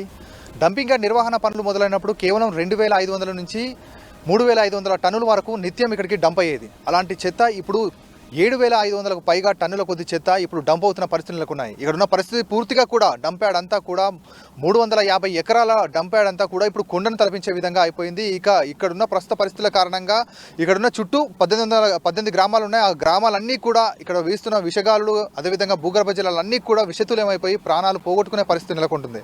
ఇక వారంతా కూడా తీవ్ర ఇబ్బందులు పడుతూ ఆసుపత్రులు పాలవుతున్నారు, మరణాలు కూడా సంభవిస్తున్నాయని చెప్పేసి ఆవేదన వ్యక్తం చేస్తున్నారు. ఇక ఈ డంప్ యార్డ్ విషయంలో ఖచ్చితంగా ప్రభుత్వాలు ముందుకొచ్చి ఇక్కడ ఒక శాశ్వత పరిష్కారం చూపాలి, ఈ డంప్ యార్డ్ను తరలించాలని చెప్పేసి జవహర్ నగర్ డంపింగ్ యార్డ్ను పరిశీలించారు GHMC mayor Vijayalakshmi. Dumping yard నుంచి గత కొన్ని రోజులుగా దుర్వాసన వస్తుందని, దీంతో ప్రజలు తీవ్ర ఇబ్బందులు పడుతున్నారని Dammaiguda municipal chairman Praneetha tweet చేయడంతో ప్రిన్సిపల్ సెక్రటరీ అరవింద్ కుమార్తో కలిసి మేయర్ ఆకస్మిక తనిఖీలు చేశారు. డంపింగ్ యార్డు, పవర్ ప్లాంట్ను పరిశీలించారు. దుర్వాసన రాకుండా చర్యలు తీసుకోవాలని అధికారులను ఆదేశించారు. ఈరోజు మేము జవహర్ నగర్ కానీ దమ్మాయిగూడ కానీ హైదరాబాద్ జిహెచ్ఎంసీ నుంచి మా ప్రిన్సిపల్ సెక్రటరీ గారు అరవింద్ కుమార్ గారు, జిహెచ్ఎంసీ కమిషనర్ లోకేష్ గారు, మేమందరం ఇక్కడ పబ్లిక్ కంటిన్యూస్గా లాస్ట్ 20 days నుంచి కంప్లైంట్ చేస్తూ ఉన్నారు. ఇక్కడ స్మెల్ బాగా వస్తున్నారు. దాని గురించి ఈరోజు ఇక్కడ ఇన్స్పెక్షన్ చేయడం జరిగింది. సో మా ప్రిన్సిపల్ సెక్రటరీ గారు కానీ లోకేష్ గారు కానీ వీళ్ళ కంప్లైంట్స్ వాళ్ళ స్టాఫ్ని వచ్చి వాళ్ళతో మాట్లాడడం జరిగింది. ద ప్రికాషన్స్ మేము ఏం తీసుకోవాలి, ఆ క్యాపింగ్ గురించి కానివ్వండి, ఆ స్మెల్ రాకుండా మేము కొన్ని వాళ్ళకి మా ప్రిన్సిపల్ సెక్రటరీ గారు కూడా వాళ్ళకి ఆదేశాలు ఇవ్వడం జరిగింది. ఏదైతే డ్రోన్తో ఈరోజు మేము అంత స్మెల్ చూడట్లేదు. గత 20 రోజుల నుంచి మన ఈ మేయర్ చెప్తున్నారు ఏంటంటే స్మెల్ బాగా వస్తుంది, ఈ స్మెల్ మాకు ప్యారడైజ్ వరకు వస్తుంది అని మా ప్రిన్సిపల్ సెక్రటరీ గారు కూడా చెప్పారు, which is very true. So దాని గురించి ఏం తీసుకోవాలి, ఎందుకు ఇంత స్మెల్ వస్తుంది, సో దాని గురించి ఏంటి స్ప్రే చేసేంటి అంటే డ్రోన్స్ ప్రకారం, అంటే మాన్యువల్లీ మేము చేయలేము కాబట్టి డ్రోన్స్ కూడా దీనికి యూజ్ చేసి రెగ్యులర్ స్మెల్ రాకుండా చేయడానికి, మన ఆల్సో క్యాపింగ్ గురించి క్యాపింగ్ కూడా చేయాలి అనేసి కొన్ని సర్టన్ ఇన్స్ట్రక్షన్స్ అరవింద్ కుమార్ గారు ఇవ్వడం జరిగిందండి. సో ఇది చూసుకున్నాక వాళ్ళు కూడా దే గేవ్ పాజిటివ్ రెస్పాన్స్ దాని గురించి. సో వితిన్ 1 week లోపల వాళ్ళు ఒక టైం ఫ్రేమ్ ఇచ్చారు, వితిన్ 1 week లోపల వాళ్ళు చేస్తాము అన్నారు. So will come back again after 1 week. ఇప్పుడు చెరువులు మొత్తం ఇక్కడ 12 గ్రామాలు చాలా కాలనీల సమస్య, మరో నల్గొండ పోరేడు, దీనికి పరిష్కార మార్గం అంటే ప్రతిసారి వస్తున్నారు పోతున్నారు. అవునవును, దీనికి పరిష్కార మార్గం కేటీఆర్ కూడా గతంలో వచ్చారండి, అది ఏం కాలేదు ప్రత్యామ్నాయం. అదే అందుకని ఈసారి కొంచెం సీరియస్గానే అందుకని ప్రిన్సిపల్ సెక్రటరీ గారు కానీ కమిషనర్ గారు కానీ ఇప్పుడు వీళ్ళ మేయర్స్తో కూడా వచ్చి వాళ్ళకి సీరియస్గా ఇన్స్ట్రక్షన్స్ ఇవ్వడం జరిగింది. వాళ్ళు మాకు ప్రామిస్ చేశారు 1 week లోపల ఇది ఒక పరిష్కారం వస్తుంది, ఇట్లాంటి స్మెల్ రాదు అనేది వాళ్ళు చెప్పారు. So let us give 1 week's time and దాని తర్వాత మళ్ళీ వచ్చి మేము చూస్తామండి. నుంచి కంప్లైంట్స్ వస్తే ఈరోజు మేయర్ గారితో జిహెచ్ఎంసీ మేయర్ గారు అట్లాగే దమ్మాయి కూడా ఇంకా ఇక్కడ జవహర్ నగర్ మేయర్ గారితో కమిషనర్ గారు జిహెచ్ఎంసీ మేమందరం ఇక్కడ ఇన్స్పెక్షన్ చేయడం జరిగింది. ముఖ్యంగా ఏంటంటే ఇక్కడ వచ్చినటువంటి గార్బేజ్కి మొత్తం ప్రాసెస్ చేయాలంటే 48 megawatt of waste energy plant అవసరం. ఈరోజు 20 వరకు చేస్తున్నాము. సెకండ్ 28 మెగావాట్ యూనిట్కి ఈసీ క్లియరెన్స్ నవంబర్లో హియరింగ్ ఉంది ఢిల్లీలో. అది అయిన తర్వాత ఇమీడియట్గా కన్స్ట్రక్షన్ మొదలు చేసి ఒక 18 monthsలో అది కూడా కంప్లీట్ అవుతుంది. సుమారుగా ఒక 700 కోట్ల రూపాయలు. సెకండ్ యూనిట్ వచ్చిన తర్వాత 48 మెగావాట్ వచ్చిన తర్వాత ఈ స్మెల్ ఒక పర్మనెంట్ సొల్యూషన్ లాగా అప్పుడు తీసుకోవచ్చు. కానీ ఈ మధ్యలో ఈరోజు ఉన్న పరిస్థితిలో గత ఒక 20 రోజుల నుంచి స్మెల్ వస్తుంది. మనం అందరం చూసిన తర్వాత ఎక్కడెక్కడ గార్బేజ్ వస్తుంది ఫ్రెష్గా టిప్పింగ్ పాయింట్స్లో ఒక 30 రోజుల వరకు ఆ గార్బేజ్ ప్రాసెసింగ్ టైంలో అక్కడ డ్రోన్ ద్వారా అదే రకంగా కొన్ని ఇంకా పైప్స్ పెట్టి స్ప్రే చేసి ఇమీడియట్గా ఈ స్టెన్స్ కంట్రోల్ చేయడానికి రేపటి నుంచి ఏర్పాటు అవుతుంది. అండ్ రెగ్యులర్గా మన తరఫు నుంచి కూడా ఈపీటీఐ తరఫు నుంచి, టీసీబీ తరఫు నుంచి, జిహెచ్ఎంసీ కలిసి ఇక్కడ రెగ్యులర్గా మేము కూడా ఇన్స్పెక్షన్ చేస్తాము. ఐడియా ఈజ్ ఇక్కడ ఉన్నటువంటి ప్రజలు ఎస్పెషలీ జవహర్ నగర్, దమ్మాయిగూడ, మా మినిస్టర్ గారు చాలా స్పెసిఫిక్గా మాకు ఆదేశాలు ఇచ్చి that whatever is required to be done, please do it అని అటువంటి డైరెక్షన్స్తో ఈరోజు ఇక్కడ రావడం జరిగింది. And we assure that this issue we are serious about it and we will try and take care of it. Medchal Malkajgiri జిల్లా Jawahar Nagar municipal corporation mayor Mekala Kavya పుట్టినరోజు వేడుకలు ఘనంగా జరిగాయి. టీఆర్ఎస్ సీనియర్ నాయకులు మేకల అయ్యప్ప, మేకల భార్గవరాం ఆధ్వర్యంలో పుట్టినరోజు వేడుకల్ని నిర్వహించారు. ఈ కార్యక్రమంలో జవహర్ నగర్ డిప్యూటీ మేయర్ శ్రీనివాస్తో పాటు కార్పొరేటర్లు, టీఆర్ఎస్ పార్టీ నాయకులు, కార్యకర్తలు పాల్గొన్నారు. మేయర్ మేకల కావ్యకు పుట్టినరోజు శుభాకాంక్షలు తెలిపారు. జవహర్ నగర్ మున్సిపల్ కార్పొరేషన్ పరిధిలో పలు అభివృద్ధి పనులకు మేయర్ మేకల కావ్య శంకుస్థాపన చేశారు. బీజేఆర్ నగర్ ఫేజ్ 2లో 5 లక్షల రూపాయల నగరపాలక సంస్థలోని SC/ST నిధులతో ఈ పనులు చేపట్టారు. 21వ డివిజన్ కార్పొరేటర్ ప్రేమల ఆధ్వర్యంలో భూగర్భ డ్రైనేజీ పనుల కోసం పనులు త్వరలో ప్రారంభించనున్నారు. ప్రేమల శ్రీనివాస్ గారి ఆధ్వర్యంలో యూజీడీ ప్రారంభించడం జరిగింది. ఈరోజు శంకుస్థాపన చేయడం జరిగింది. ఇది 5 లక్షలతోటి పని స్టార్ట్ చేశాము. ఒకవేళ ఇది సరిపోకపోయినా ఇంకా అదనపుగా కూడా ఫండ్ శాంక్షన్ చేసి యూజీడీ కంప్లీట్ చేస్తాము. అలాగే జవహర్ నగర్లో ఇంకా చాలా అభివృద్ధి పనులు ఉన్నాయి. అవి కూడా వెంటనే స్టార్ట్ చేయాలి. ఈరోజు జవహర్ నగర్ మున్సిపల్ కార్పొరేషన్ పరిధిలో 21 డివిజన్లో ప్రేమల శ్రీనివాస్ గారి ఆధ్వర్యంలో యూజీడీ 5 లక్షల వరకు ప్రారంభించడం జరిగింది. ఈ యొక్క కార్యక్రమానికి గౌరవ మేయర్ గారు, గౌరవ కమిషనర్ గారు, గౌరవ కార్పొరేటర్స్, ఆప్షన్ మెంబర్స్ మరియు ఇక్కడ కాలనీవాసులందరూ వచ్చారు. అందరికీ ధన్యవాదాలు తెలియజేస్తూ జవహర్ నగర్ మల్లారెడ్డి గారు సార్ ఆధ్వర్యంలో డెవలప్మెంట్లో ముందుకు దూసుకెళ్తుంది. మీరు కూడా చూస్తారు. ఎందుకంటే 50 కోట్ల రూపాయల అభివృద్ధి ఫలాలను అందించిండు. ఎక్కడైనా కానీ ఇప్పుడు వీళ్ళు కూడా కాంగ్రెస్కి వెళ్ళి కూడా 4 మా మీద అభిమానంతో పార్టీ చేస్తున్న మంచి అభివృద్ధి కార్యక్రమాలను చూసి వాళ్ళు కూడా మా పార్టీలో జాయిన్ కావడం జరిగింది. అందుకే వాళ్ళ వార్డులలో కూడా అభివృద్ధి పనులు మా వార్డులలో జరిగినట్టు కూడా అన్ని విధాల 28 వార్డులలో అభివృద్ధి. జవహర్ నగర్ మున్సిపల్ కార్పొరేషన్ పరిధిలోని హై స్కూల్లో పారిశుద్ధ్య సమస్యలు తారాస్థాయికి చేరాయి. బాలాజీ నగర్లో ఓవైపు కరోనా ప్రబలుతుండగా మరోవైపు స్కూల్ పిల్లలు చదువుకునే పవిత్ర ప్రాంతంలో ఎక్కడ చూసినా చేతితో నిండిపోయింది. మరుగుదొడ్లున్నా నీటి వసతి లేక కంపు కొడుతున్నాయని విద్యార్థులు వాపోతున్నారు. విశాలమైన ప్రాంగణం ఉన్న పారిశుద్ధ్యం లేక ఎటు చూసినా అంత గలీజ్గా కనిపిస్తోంది. విద్యాశాఖ అధికారులు పారిశుద్ధ్యంపై శ్రద్ధ చూపాలని తల్లిదండ్రులు డిమాండ్ చేస్తున్నారు.